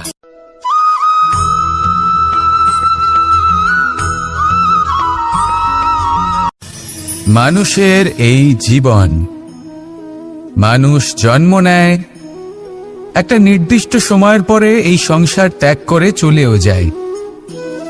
এবার শুধু এটাই আবশ্যক নয় যে এই জীবনকালকে আপনি যাপন করবেন, শুধু এটাই গুরুত্বপূর্ণ নয়। আবশ্যক এবং গুরুত্বপূর্ণ হলো এটা যে এই জীবনকালে আপনি এমন কিছু করেন যাতে এই সংসারের মঙ্গল হয়, যাতে এই সংসার আপনাকে মনে রাখে, আপনার থেকে প্রেরিত হয়, আপনার মতো হতে চায়, প্রত্যেক বছর আপনার জন্মতিথির অপেক্ষা করে, এমনভাবে আপনার জন্মদিন পালন করে যাতে সেটা মহোৎসবের আকার ধারণ করে। এবার এই জন্মদিন এমনি এমনি মহোৎসবে পরিণত হয় না। তখন হয় না যখন কোনো ব্যক্তি রাজার রূপে বা কোনো গোয়ালার রূপে জন্মগ্রহণ করে।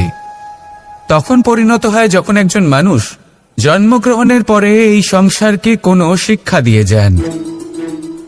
কিভাবে একজন মানুষ গোয়ালা থেকে রাজা হতে পারে, কিভাবে একজন মানুষ অসত্য থেকে সত্যের পথে চলতে শুরু করেন, অধর্ম থেকে ধর্মের পথে চালিত হতে পারেন, কিভাবে অন্ধকার থেকে প্রকাশের দিকে যেতে পারেন, কিভাবে নিজের আত্মাকে পরমাত্মার সাথে মিলিত করতে পারেন। তা সে রামনবমী হোক বা জন্মাষ্টমী হোক, তাদের জীবনের সাথে জড়িত প্রত্যেক মুহূর্ত একটা পরবের আকার ধারণ করে। তাহলে আপনিও এইভাবে নিজের জীবন যাপন করতে থাকুন।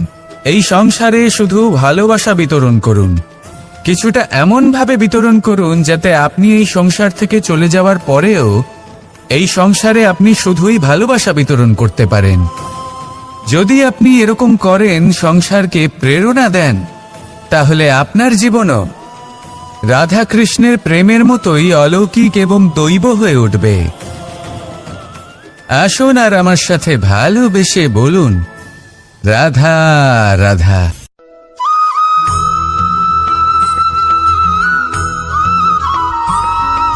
ভোজন। এই সংসারে যেই হোক না কেন, কোনো মানুষ হোক, কোনো প্রাণী হোক, কোনো কীট হোক বা কোনো বনস্পতি হোক, প্রত্যেকের জন্য ভোজন অতি আবশ্যক। কারণ ভোজন থেকেই শক্তি পাওয়া যায়, আর সেই শক্তি দিয়েই সংসারের, আমাদের জীবনের সমস্ত কার্য করা যায়। এবার এমন এক ধরনের শক্তি হয় যা শীতের ঋতুতে সূর্য থেকে আমরা পেয়ে থাকি, আর আরেক ধরনের উত্তাপ হয় যা দিয়ে ভোজন রান্না করা হয়, সুস্বাদু নানান ধরনের ভোজন। এবার অত্যন্ত গুরুত্বপূর্ণ হলো যে ব্যক্তি সেই ভোজন বানাচ্ছেন তার মানসিক পরিস্থিতি এবং সেই ব্যক্তি যিনি ভোজন গ্রহণ করছেন তার মানসিক অবস্থা। যখনই আপনি ভোজন বানাচ্ছেন তখন ভালোবাসার সাথে কাজটা করুন, ধন্যাত্মক ভাব নিয়ে, সৎ ভাবনার সাথে। কারণ আপনার এই মানসিক স্থিতি শক্তির আকারে সেই খাদ্যের সাথে মিলে মিশে যায়। আর যখনই আপনি ভোজন গ্রহণ করছেন তখন সদ্ভাবনার সাথে, প্রসন্নতার সাথে গ্রহণ করুন, ধন্যাত্মক ভাব নিয়ে। যদি আপনি প্রসন্নতার সাথে রান্না করেন, প্রসন্নতার সাথে খাদ্য গ্রহণ করেন, তাহলে আপনি প্রসন্নই থাকবেন, আর মন সুপ্রসন্ন হয়েই বলবে রাধা রাধা।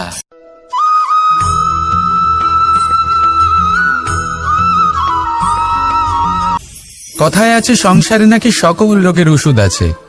যদি আপনি নিজের শরীরকে ভালোবাসেন তাহলে ব্যায়াম করুন, যদি নিজের নিঃশ্বাস প্রশ্বাসকে ভালোবাসেন তাহলে প্রাণায়াম করুন, যদি আপনি নিজের আত্মাকে ভালোবাসেন তাহলে ধ্যান করুন।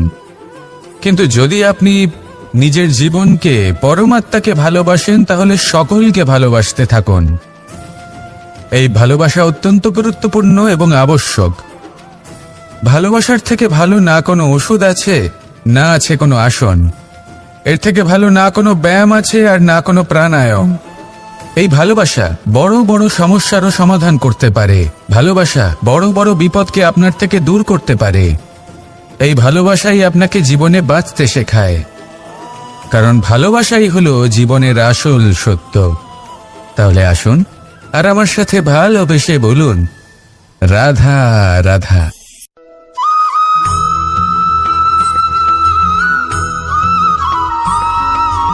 আমি মনুষ্যরূপে জন্ম নিয়েছি এবং সমস্ত কর্ম এই রূপেই করেছি, কিন্তু আশ্চর্যের বিষয় হলো যে আজও মানুষ আসেন এবং হাত জোড় করে প্রার্থনা করেন যেন আমি ওনাদের সহায়।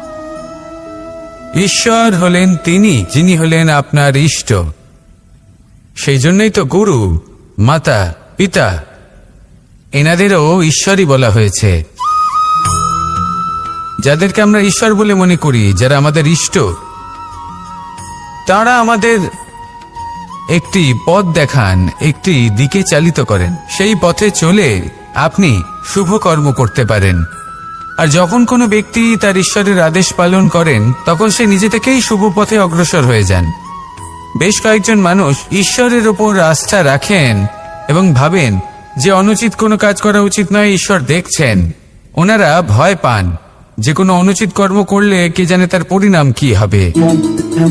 এমন অনেক ব্যক্তি রয়েছেন যারা ঈশ্বরকে বিশ্বাস করেন এবং জানেন যে ঈশ্বর তাদেরকে দেখছেন, তাই যে যে শুভকর্ম ওনারা করেছেন তার ফল তারা অবশ্যই পাবেন। এবার আপনি ভয় পেয়ে ঈশ্বরকে বিশ্বাস করবেন নাকি বিশ্বাসের দ্বারা ঈশ্বরকে বিশ্বাস করবেন, সেই সিদ্ধান্ত আপনারই। কিন্তু হ্যাঁ, যদি আপনার মনে ঈশ্বরের জন্য কোনো স্থান থাকে, যদি আপনার কোনো ইষ্ট থাকেন, যদি আপনি কাউকে ঈশ্বর মনে করেন যার প্রত্যেক আদেশ আপনি পালন করে থাকেন, তাহলে বলি ঈশ্বর কখনো আপনাকে অনুচিত পথে চালিত করবেন না। আসুন আমার সাথে ভালোবেসে বলুন, রাধা রাধা।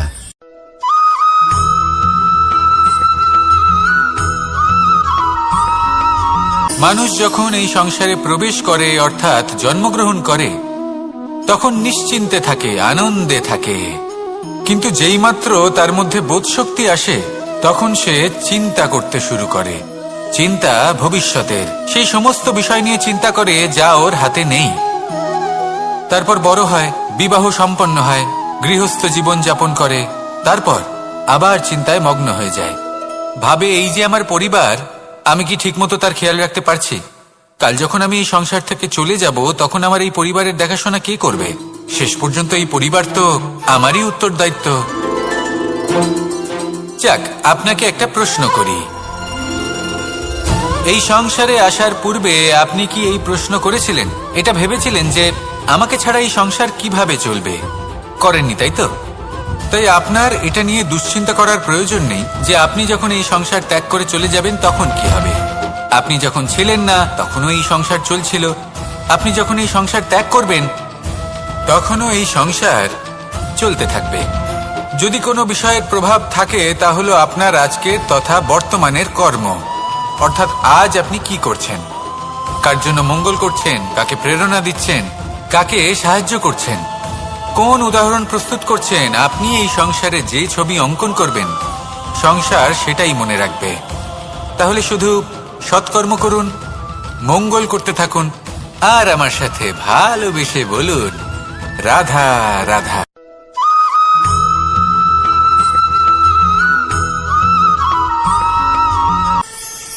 কথায় আছে যে স্বপ্ন এবং লক্ষ্য হলো একটি মুদ্রারই দুটি দিক। যতক্ষণ না স্বপ্ন দেখছেন, ততক্ষণ বুঝবেন কি করে আপনার লক্ষ্য কি? স্বপ্ন দেখে যদি নিজের লক্ষ্য বুঝতে পারেন, সেটা পেতে চান, তবেই সেটা লাভ করতে পারবেন। কিন্তু স্বপ্ন এবং লক্ষ্য, এই দুইয়ের মধ্যে একটা ভারসাম্য রয়েছে যেটা বজায় রাখা প্রয়োজনীয়। একে আমরা বলে থাকি পরিশ্রম। দেখুন, যদি আপনি স্বপ্ন দেখতে চান, তাহলে পরিশ্রম ত্যাগ করে নিদ্রা লাভ প্রয়োজন। কিন্তু যদি আপনি লক্ষ্য লাভ করতে চান, তাহলে আপনাকে নিদ্রা ত্যাগ করে পরিশ্রম করতে হবে। তাই আলস্য ত্যাগ করুন এবং সিদ্ধান্ত নিন যে আপনি কি চান। আপনার জীবনের এই তুলাদণ্ডে স্বপ্নের পাল্লা ভারী হওয়া প্রয়োজন নাকি লক্ষ্যের? আমার মতে এই দুইয়ের মধ্যে যদি ভারসাম্য বজায় রাখেন, তবে পথ নিজে থেকেই সামনে আসবে। শুধু সেই পথে অগ্রসর হতে থাকুন এবং আমার সাথে ভালোবেসে বলুন, রাধা রাধা।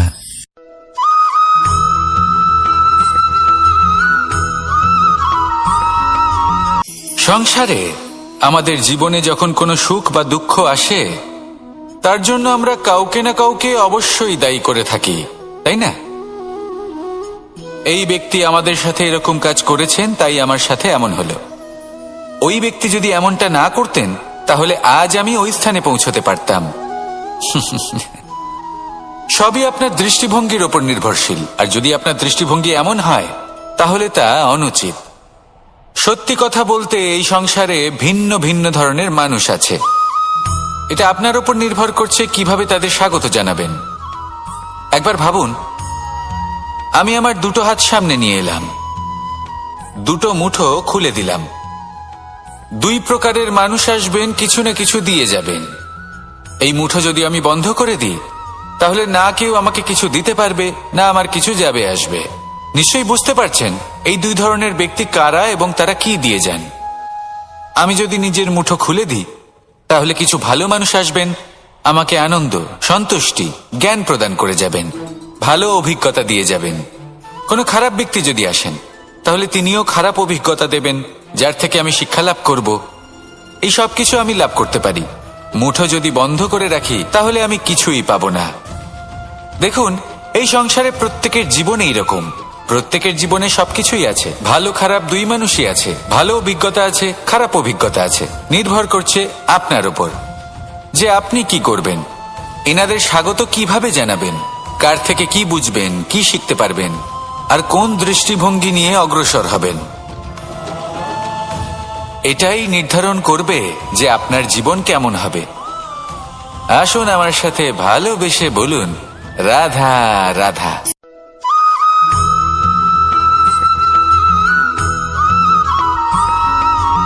আমরা যখনই কোনো যাত্রায় যাব বলে মনে করি তখনই আমরা প্রস্তুত থাকি আসন্ন বিপদের জন্য বা সংকটের জন্য। যেমন যদি আমাদের মনে হয় যে আজকের পরিবেশ খুব ঠান্ডা হবে, তাহলে আমরা গরম বস্ত্র ধারণ করি বা সেটাকে সাথে নিয়ে যাই। যদি মনে হয় যে বৃষ্টি হতে পারে বা বৃষ্টি হয়ে চলেছে আমরা দেখছি, তাহলে আমরা একটা ছাতা সাথে নিয়ে নিই। আমরা প্রস্তুত থাকতে চাই এবং এটাই উচিত, এবং সেই কারণেই আমরা যাত্রায় সাফল্য লাভ করি। কিন্তু যদি আমরা কথা বলি জীবনযাত্রা নিয়ে, যা কিনা সব থেকে বেশি গুরুত্বপূর্ণ, তাহলে তার জন্য আমরা পূর্ণরূপে প্রস্তুত থাকি না। আশেপাশের মানুষ, এই সমাজ, আমাদের সাথী, আমাদের মিত্ররা যে কোনো মুহূর্তে বদলে যেতে পারেন। সেই জন্য আমরা নিজেদেরকে কখনো সাবধান করি না, কখনোই নিজেদের প্রস্তুত করি না।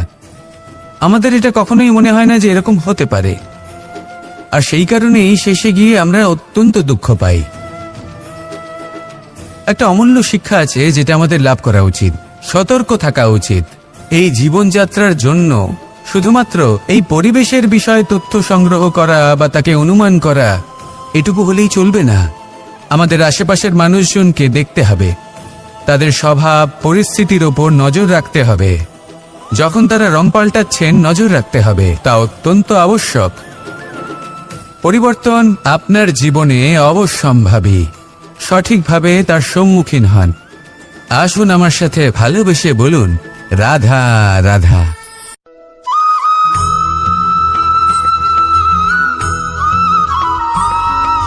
জীবনে যখন কোনো ব্যক্তি নিজের লক্ষ্য প্রাপ্তির জন্য নিরন্তর পরিশ্রম করতে থাকেন, চেষ্টা করতে থাকেন, তখন তিনি কষ্ট অনুভব করেন। কখনো শারীরিক কষ্ট, কখনো মানসিক কষ্ট। এবার উনি এটা ভাবতে থাকেন যে আমি কি উচিত করছি নাকি অনুচিত করছি। কারণ অন্যদিকে এমন একজন ব্যক্তিও আছেন যিনি একদমই পরিশ্রম, চেষ্টা করছেন না। তিনি মদিরা পান করেন, বিলাসিতায় জীবন কাটান, অলস প্রকৃতির হয়ে ওঠেন, নিদ্রাতে বিলীন হয়ে থাকেন আর ভাবেন যে তিনি সুখ লাভ করছেন। কিন্তু এরকম কেন হয়? কারণ যখন আমরা সৎ পথে থাকি, উচিত পথে চলি, লক্ষ্য প্রাপ্ত করার জন্য চেষ্টা করতে থাকি, তখন আমাদের ভেতরে থাকা নেতিবাচক শক্তি এবং পাপ এই দেহকে ত্যাগ করি। সেখানে যদি আমরা কুপথে চলি, অনুচিত পথে চলতে থাকি, তাহলে আমাদের ভেতরে থাকা পুণ্য এবং ধনাত্মক শক্তি আমাদের দেহ ত্যাগ করে দেয়। আর এই অনুভূতির কারণেই আমরা সুখ অনুভব করি। কিন্তু কখনো ভাববেন যে এই সুখ বেশি সময় পর্যন্ত থাকে না। সেই জন্য সবসময় মনে রাখবেন, যদি আপনি জানেন যে এটাই আপনার লক্ষ্য, এটাই উচিত পথ, শুভ পথ, তাতে নিরন্তরভাবে এগিয়ে যেতে চেষ্টা করতে থাকুন। এই কষ্ট আপনাকে সুখের পরাকাষ্ঠায় কখন পৌঁছে দেবে তা আপনি জানতেই পারবেন না। আসুন আমার সাথে ভালোবেসে বলুন, রাধা রাধা।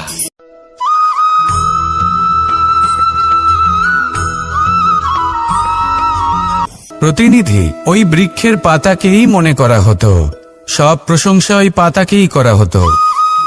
যেখানে চোখের আড়ালে থাকা সেই জল মাটির নিচে থেকে নিঃস্বার্থভাবে নিজের কাজ করে যেত, সেই বৃক্ষকে শক্তি প্রদান করত। কয়েকদিন পরে সেই পাতার অহংকার হতে শুরু করল। সে ভাবতে শুরু করলো যে আমিই হলাম এই জলের অস্তিত্ব, আমি আছি, সেই কারণেই এই জলের কথা স্মরণ করা হয়। আর কিছুদিন পরে সেই বৃক্ষ সেই জল শোষণ করা বন্ধ করে দিল এবং সর্বপ্রথম মৃত্যু হলো সেই পাতার। সেই পাতা যা আকাশকে স্পর্শ করছিল তা ঝরে মাটিতে পড়ে গেল। আর প্রত্যেক ব্যক্তি তার ওপর দিয়ে হেঁটে চলে যেত, তাকে দেখে আর কেউ প্রশংসা করত না। সেই জন্য জীবনে কখনো অহংকার করবেন না, বিশেষ করে তাদের কখনো অহংকার প্রদর্শন করবেন না যাদের কারণে আপনি সাফল্য লাভ করেছেন, যারা আপনার জীবনের আধার। চিরকাল তাদের প্রতি কৃতজ্ঞ থাকুন, তাদের সাথে সম্পর্ক বজায় রাখুন, তাদের সাহায্য করুন আর আমার সাথে ভালোবেসে বলুন, রাধা রাধা।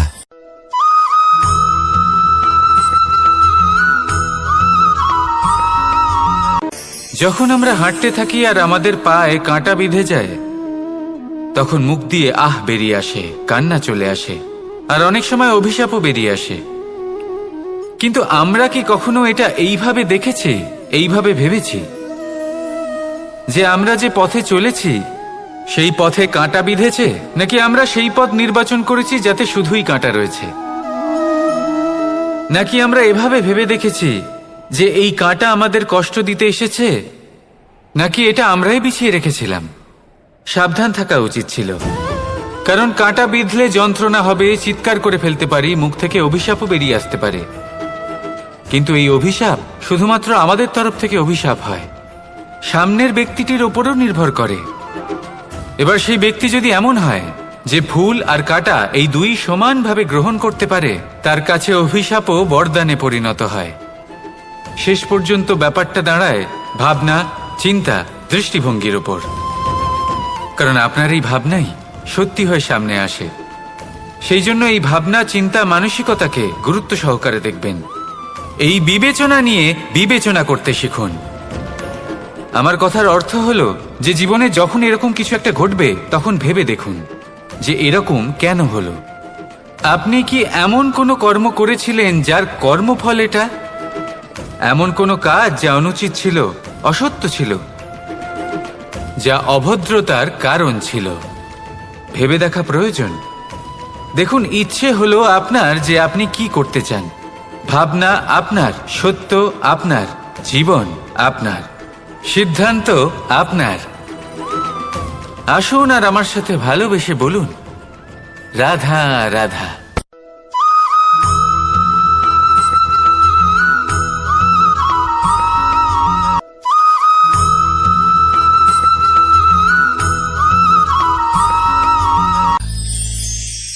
আমরা অনেকবার লোকের থেকে এই কথা শুনেছি, জীবনে যখনই ধন অর্জন করবে বাঁচিয়ে রাখবে।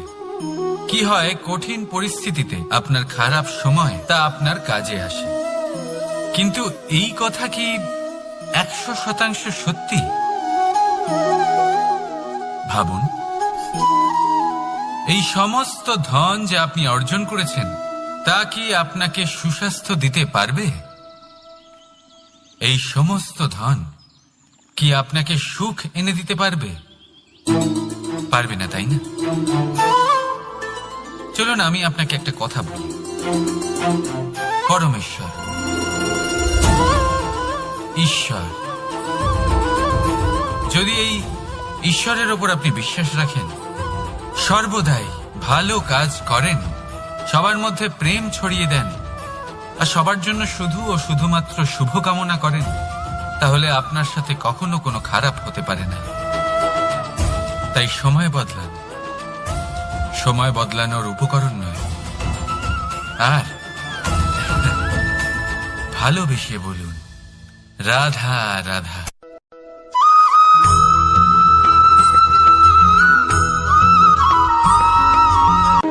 কর্ম এবং ফল দেখতে গেলে এই সমস্ত ব্রহ্মাণ্ড এই দুইয়ের মাঝেই স্থির হয়ে আছে। মানুষজন কর্ম করেন ভালো ফল লাভের আশায়, আর ভালো ফল লাভের আশায় উনি এটাই ভুলে যান যে উনি যে কর্ম করছেন তা কি করছেন। আমি বলেছিলাম কর্ম করুন ফলের চিন্তা না করে, কিন্তু কি কর্ম করছেন সেই বিষয়ে ভাবাটাও অত্যন্ত আবশ্যক। নয়তো অনেক সময় আমরা এমন কর্ম করে ফেলি যা না চাইতেও বিষে পরিণত হয়, যা হয়েছে দুঃশাসনের সাথে, দুর্যোধনের সাথে, গুরু দ্রোণের সাথে। একজনের মানসিকতা উচিত ছিল না, একজনের বিবেক উচিত ছিল না, আরেকজন যে পক্ষ নির্বাচন করেছিলেন সেই পক্ষ উচিত ছিল না। আর যা কিছু ওনাদের সাথে হলো, আপনার, আমার, আমাদের সকলের সাথে তা হতে পারে। আমি বলেছিলাম কর্ম করুন, ফলের চিন্তা করবেন না, কিন্তু এই কর্মের বিষয়ে বিচার করে দেখাটাও ততটাই আবশ্যক। দেখুন, কর্ম করার উচিত প্রক্রিয়া ফলের চিন্তা না করা, কিন্তু যদি আপনার কর্ম শুভ হয় তাহলে তার ফলও নিয়তি আপনাকেই দেবে। সর্বদা কর্ম করার সময় এটা ভাবুন যে আপনার এই কর্ম এই সংসারকে, এই সমাজকে, আপনার পরিবারকে, আপনার আশেপাশের মানুষজনকে কোন দিশায় নিয়ে যাবে। যদি এটা সবার জন্য মঙ্গলময় হয় তাহলে কর্ম করতে থাকুন। আর হ্যাঁ, নিশ্চিত রূপে ফলের চিন্তা করবেন না। আসুন আমার সাথে ভালোবেসে বলুন, রাধা রাধা।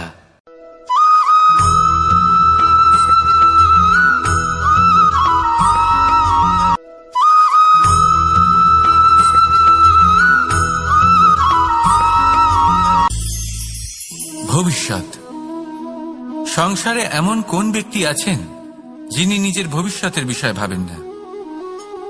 যে কেউ ভাবেন আমার ভবিষ্যৎ কিছু এরকম হবে, আমি ভবিষ্যতে এরকম কিছু একটা করব, এই সুবিধা থাকবে, এই আনন্দ পাবো, ইত্যাদি ইত্যাদি। কিন্তু সত্যি বলি, ভবিষ্যতের থেকে বড় ভণ্ড আর কেউ নেই। ভবিষ্যৎ আপনাকে ছেড়ে চলে যাবে, আপনি জানতেও পারবেন না। ভবিষ্যৎ আপনার থেকে আপনার বর্তমান কেড়ে নেবে। অনেক সময় আমরা ভবিষ্যতের বিষয় ভাবতে থাকি, দুশ্চিন্তা করতে থাকি, ভবিষ্যৎ দিয়ে নিজেকে এতটাই ঘিরে ফেলি যে বর্তমান কি তা ভুলেই যাই, তার বোধই আমাদের থাকে না। ভাবুন, ভবিষ্যৎ কি? ভবিষ্যৎ হলো সেটাই যা এখনো পর্যন্ত ঘটেনি। বর্তমান হলো সেটা যা এখন ঘটছে।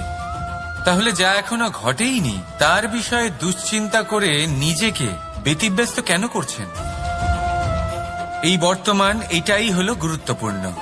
এর উপরে সমস্ত ভাবনা কেন্দ্রীভূত করুন। মনে লক্ষ্য অবশ্যই রাখুন, কিন্তু পুরো মনোযোগ শুধু বর্তমানে থাকবে।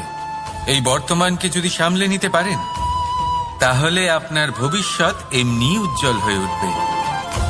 তাহলে আসুন আমার সাথে ভালোবেসে বলুন, রাধা রাধা।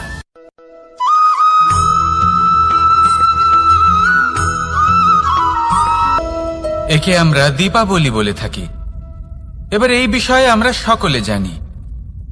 আপনি কি এটা জানেন যে শ্রীরাম বাস্তবে অমাবস্যার এক রাত আগেই অযোধ্যায় পৌঁছে গেছিলেন? সবার সামনে অমাবস্যার রাতে এসেছিলেন। এর কারণ কি? শ্রীরাম প্রমাণ করতে চেয়েছিলেন যে যে কোনো সময়, দিন হোক বা রাত, শুভ বা অশুভ হয় না। শুভ অশুভ কিছু থাকলে তা হলো মানুষের চিন্তা, তার ভাবনা, তার নির্বাচন আর তার কর্ম। নিজেই দেখে নিন। তাহলে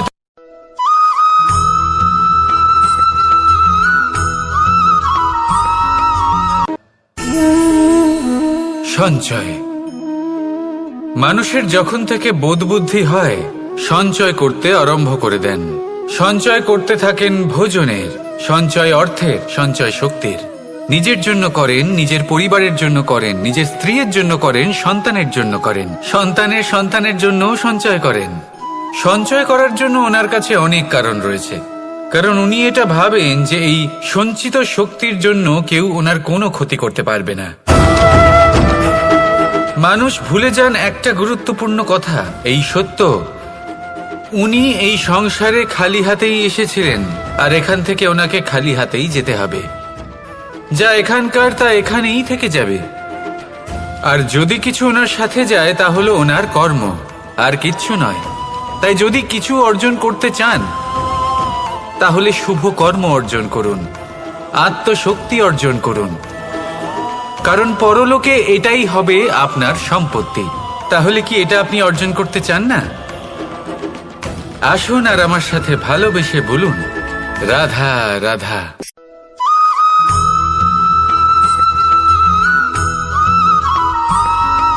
ভোজন।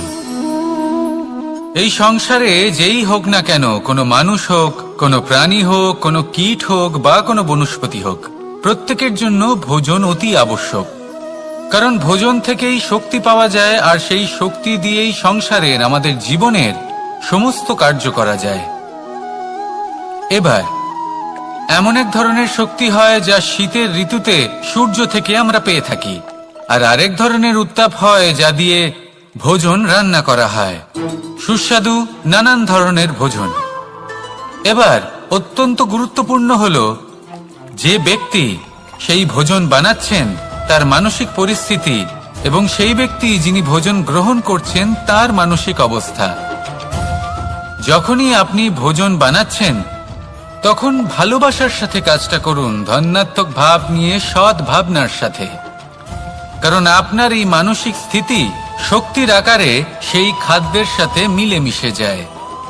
আর যখনই আপনি ভোজন গ্রহণ করছেন তখন সদ্ভাবনার সাথে, প্রসন্নতার সাথে গ্রহণ করুন, ধন্যাত্মক ভাব নিয়ে।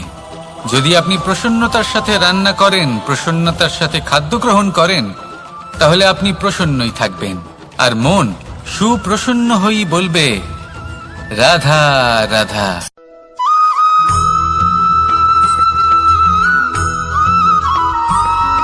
বটবৃক্ষের বীজ সর্ষের দানার থেকেও ছোট হয়, কিন্তু যখন তা নিজের রূপ ধারণ করে তখন তা বিশাল বৃক্ষের আকার ধারণ করে, যা সহস্র বছর ধরে বেঁচে থাকে, ছায়া প্রদান করে, পাখিদের আশ্রয় প্রদান করে, আর দেয় পথচারীদের বিশ্রাম করার স্থান। কেন? কারণ সেই ছোট বীজ তা মাটির ভেতরে গিয়ে নিজের খোলস ত্যাগ করে।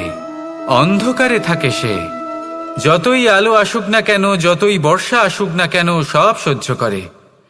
আর তারপরে একটা চারা গাছ অঙ্কুরিত হয়, তারপর ধীর গতিতে একটা বিশাল বৃক্ষতে পরিণত হয়। দেখুন, জীবনে কঠিন সময় আসে, এই জন্য নয় যে আপনি হার মেনে নেবেন, এই জন্য আসে যাতে আপনি ভবিষ্যৎ নির্মাণের জন্য নিজেকে তৈরি করতে পারেন। যদি কঠিন সময়ে আপনি ওই বীজের মতো দৃঢ় হয়ে থাকতে পারেন, তাহলে আপনিও একদিন সেই বিশাল বৃক্ষের মতো নিজের অস্তিত্ব গড়ে তুলতে পারবেন, যা সহস্র বছর পর্যন্ত মনে রাখা হবে। আসুন আমার সাথে ভালোবেসে বলুন, রাধা রাধা।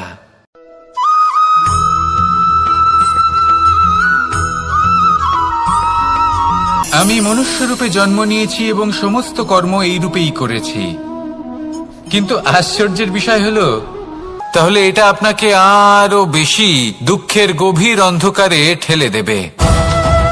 সেখানে শক্তি পরীক্ষা নেয় আপনার বিনম্রতার।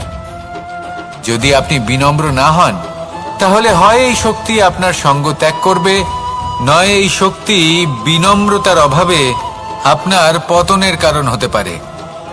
এই সংসারে যে কোনো ব্যক্তি যিনি এই পরীক্ষায় উত্তীর্ণ হয়ে থাকেন, এই জীবনে তিনি সাফল্য লাভ করেন। আসুন আমার সাথে ভালোবেসে বলুন, রাধা রাধা।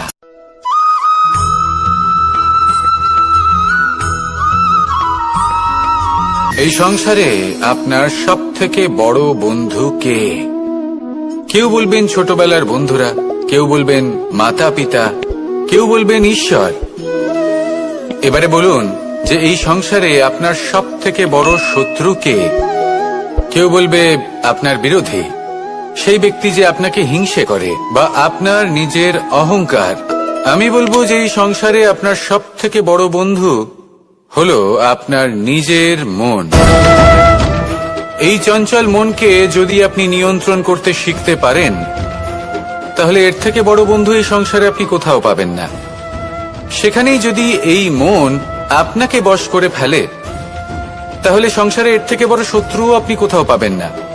প্রথমে এই মনকে নিয়ন্ত্রণ করতে শিখে যান, আর তখন এই মন প্রসন্ন হয়ে বলবে,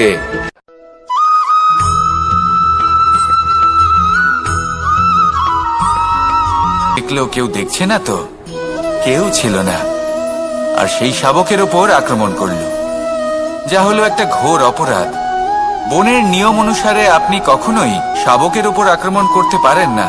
তারপর এই খবরটা যখন রাজা সিংহ জানতে পারলেন, সভার আয়োজন করলেন। কিন্তু সেখানে শেয়াল বলল, আমি তো এরকম কিছু করিনি। কিন্তু যদি আপনি এরকম বলেন, কোনো প্রমাণ দিন, এর কোনো সাক্ষী আছে? তখন রাজা সিংহ পেঁচাকে ডেকে পাঠালেন, যে সেই মুহূর্তে বৃক্ষের শাখার ওপর বসেছিল। সে সব কিছু দেখেছিল। পেঁচা সব সত্যি কথা বলল, আর শেয়ালকে মৃত্যুদণ্ড দেয়া হলো। এবার এই কাহিনী আমি আপনাকে কেন শোনালাম? কারণ মানুষও কখনো কখনো এরকম কর্ম করেন যা শিয়াল করেছে। এটা ভাবেন কেউ দেখছে না, যখন আমি অনুচিত কর্ম করতেই পারি। কিন্তু না, আপনি যাই করুন না কেন, কেউ না কেউ অবশ্যই তা দেখছে। কোনো ব্যক্তি না হলেও কোনো প্রাণী, না হলে কোনো যক্ষ বা দেব বা প্রেত। যদি এনারা কেউ না দেখেন, তাহলে ধরিত্রী মাতা দেখেন, যেখানে দাঁড়িয়ে আপনি সেই কর্ম করছেন, তাই না? তাই একটা কথা সবসময় মনে রাখবেন, কে দেখছেন কে দেখছেন না সেই বিষয়ে ভাবা ছেড়ে দিন। এটা খুব সহজ কথা। আপনি যদি উচিত কর্ম করেন, উচিত ফল পাবেন। যদি অনুচিত কর্ম করেন, তাহলে আপনি অনুচিত ফল অবশ্যই পাবেন। সেই জন্য উচিত পথে চলতে থাকুন, উচিত কর্ম করতে থাকুন, আর আমার সাথে ভালোবেসে বলুন, রাধা রাধা।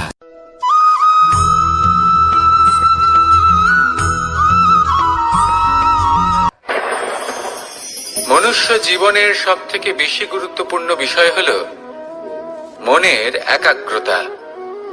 এই সংসারের যে কটি মহান কার্য সম্পাদন হয়েছে, তা হলো মনের এই একাগ্রতার একমাত্র ফল। আপনি অবশ্যই দেখে থাকবেন, অনেক ছোট বড় নদী যা বয়ে চলে, তাদের সামনে একটা বাঁধ নির্মাণ করা হয় সেই সব নদীর জল সঞ্চয় করতে। বাঁধ হয়ে গেলে প্রয়োজন মতো বা মনের ইচ্ছে মতো তাকে ব্যবহার করা সম্ভব। এবার এটাই আমাদের মনের সাথেও সম্ভব। আমাদের মনের একাগ্রতা আজকের দিনে দাঁড়িয়ে বিভিন্ন ধরনের বিকার, ক্রীড়া এবং ভোগের মধ্যে ভাগ হয়ে গেছে। একে একত্রিত করতে হবে, একটা বাঁধ নির্মাণ করতে হবে। শুধু এটাই করতে হবে, যেটা উচিত কর্ম সেটাই করুন, যেটা অনুচিত কর্ম সেটা করা থেকে নিজেকে বিরত রাখুন। ব্যাস, এই কাজটাই আপনি করতে থাকুন, করতে থাকুন। মনের মধ্যে একাগ্রতার বাঁধ নির্মাণ করুন। আর একবার যদি তা নির্মাণ হয়ে যায়, তাহলে যখন চাইবেন, যেখানে চাইবেন, যতটা চাইবেন, একাগ্রতা প্রয়োগ করতে পারবেন। আর একবার যদি আপনি এটা শিখে যান, তাহলে এই সংসারকে বদলে ফেলার মতো কাজ আপনি করতে পারবেন, সমাজকে শুধরাবার মতো কাজ করতে পারবেন। তাহলে এই মনকে একাগ্র করুন, আর আমার সাথে ভালোবেসে বলুন, রাধা রাধা।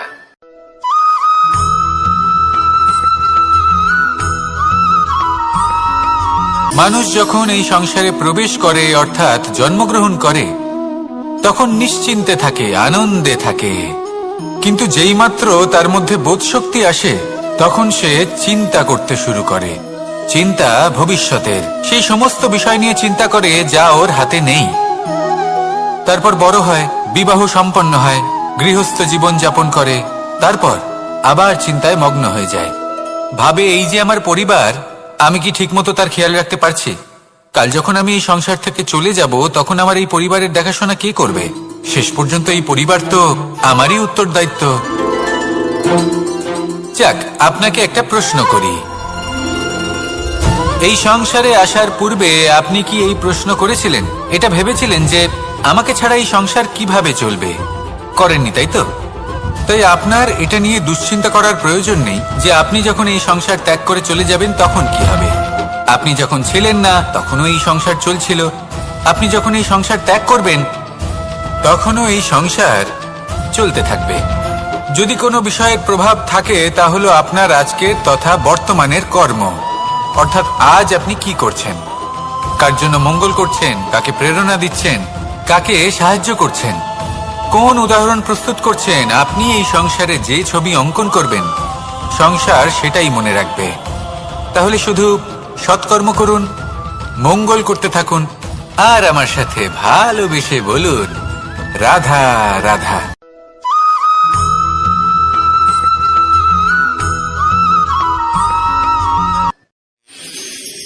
আমরা সবাই ফল খাই, কিন্তু আমাদের সেই ফলই প্রিয় হয় যে পরিপক্ক হয়ে ওঠে। যেটা নম্র হয় আর যে ফল অনেক বেশি মিষ্টি আর সুস্বাদু হয়ে থাকে, যাদের রঙে পাহাড় দেখা যায়। সেইভাবে জীবনে আমরা নানান মানুষের সাথে পরিচিত হই, কিন্তু সেই মানুষই আমাদের মন ছুঁয়ে যায় যারা বিনম্র স্বভাবের, যাদের বাণী খুব মধুর, যাদের অন্তরে আত্মবিশ্বাসের একটা তেজ, একটা রং দেখা যায়। এবার এমন ব্যক্তি আমরা কি করে হব? ঠিক সেইভাবেই যেমন একটা ফল রোদ, বর্ষা, শীত, বায়ু এই সকল সংকটময় পরিস্থিতির সম্মুখীন হয়ে পরিপক্ক হয়ে ওঠে, সেইভাবেই মানুষ সংকটময় পরিস্থিতির সম্মুখীন হয়ে পরিপক্ক হয়ে ওঠেন। যদি এই সংকটের সম্মুখীন হন তাহলে অভিজ্ঞ হবেন, আর এই অভিজ্ঞতাই শিক্ষা দিয়ে যাবে। এই অভিজ্ঞতা আমাদের শিখিয়ে দেয় যে আমাদের বিনম্র থাকতে হবে। অহংকার করে কোনো লাভ নেই। মধুর বাণীর যে কি মূল্য তা আমরা শিখতে পারি। এই অভিজ্ঞতাই আমাদের বুঝিয়ে দেয় যে উচিত অনুচিত কোনটা, আমাদের দৃষ্টিভঙ্গি তৈরি করে, আর এই দৃষ্টিভঙ্গি দ্বারা আত্মবিশ্বাস জাগ্রত হয়। সেই জন্য জীবনে কখনো বিপদ থেকে দূরে পালাবেন না, সেগুলোর সম্মুখীন হন, অভিজ্ঞতা লাভ করুন, তার থেকে শিক্ষা লাভ করুন, এইভাবেই পরিপক্ক হবেন। আসুন আমার সাথে ভালোবেসে বলুন, রাধা রাধা।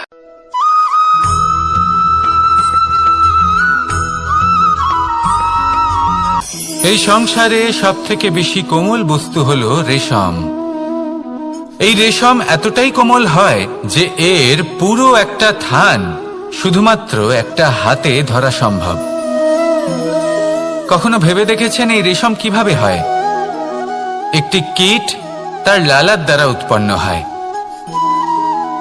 এই কীট সেই রেশমকে পাক দিতে থাকে, পাক দিতেই থাকে, আর আস্তে আস্তে তার মধ্যেই জড়িয়ে পড়ে, নিজেই ফেঁসে যায়। এবার এই সুতোকে ব্যবহারযোগ্য করে তোলার জন্য এই কীটগুলিকে এই কবচের সাথেই ফুটন্ত জলে ফেলে দেওয়া হয়। এই সংসারে যদি আমাদের স্বপ্ন এই সংসারের দুঃখ হরণ করার জন্য, এই সংসারে সুখ বিতরণ করার জন্য হয়, তবেই আমাদের প্রগতি সম্ভব। যদি আমাদের এই স্বপ্ন শুধুই আমাদের এবং আমাদের স্বার্থ সিদ্ধির জন্য হয়, তাহলে এই স্বপ্ন আমাদের অন্ধ করে দেবে, আমাদের অন্ধকারের পথে নিয়ে যাবে, আর আমরাও সেই কীটের মতো হয়ে যাব।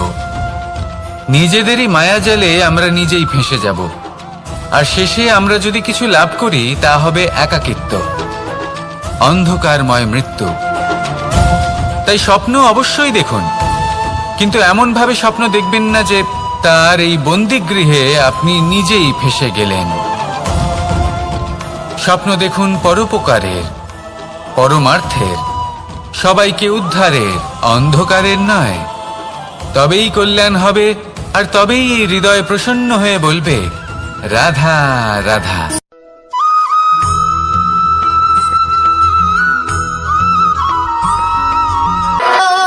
ধন সঞ্চয় করা সম্ভব, আর সেই জন্য ধন সব থেকে বেশি মূল্যবান সম্পত্তি নয়।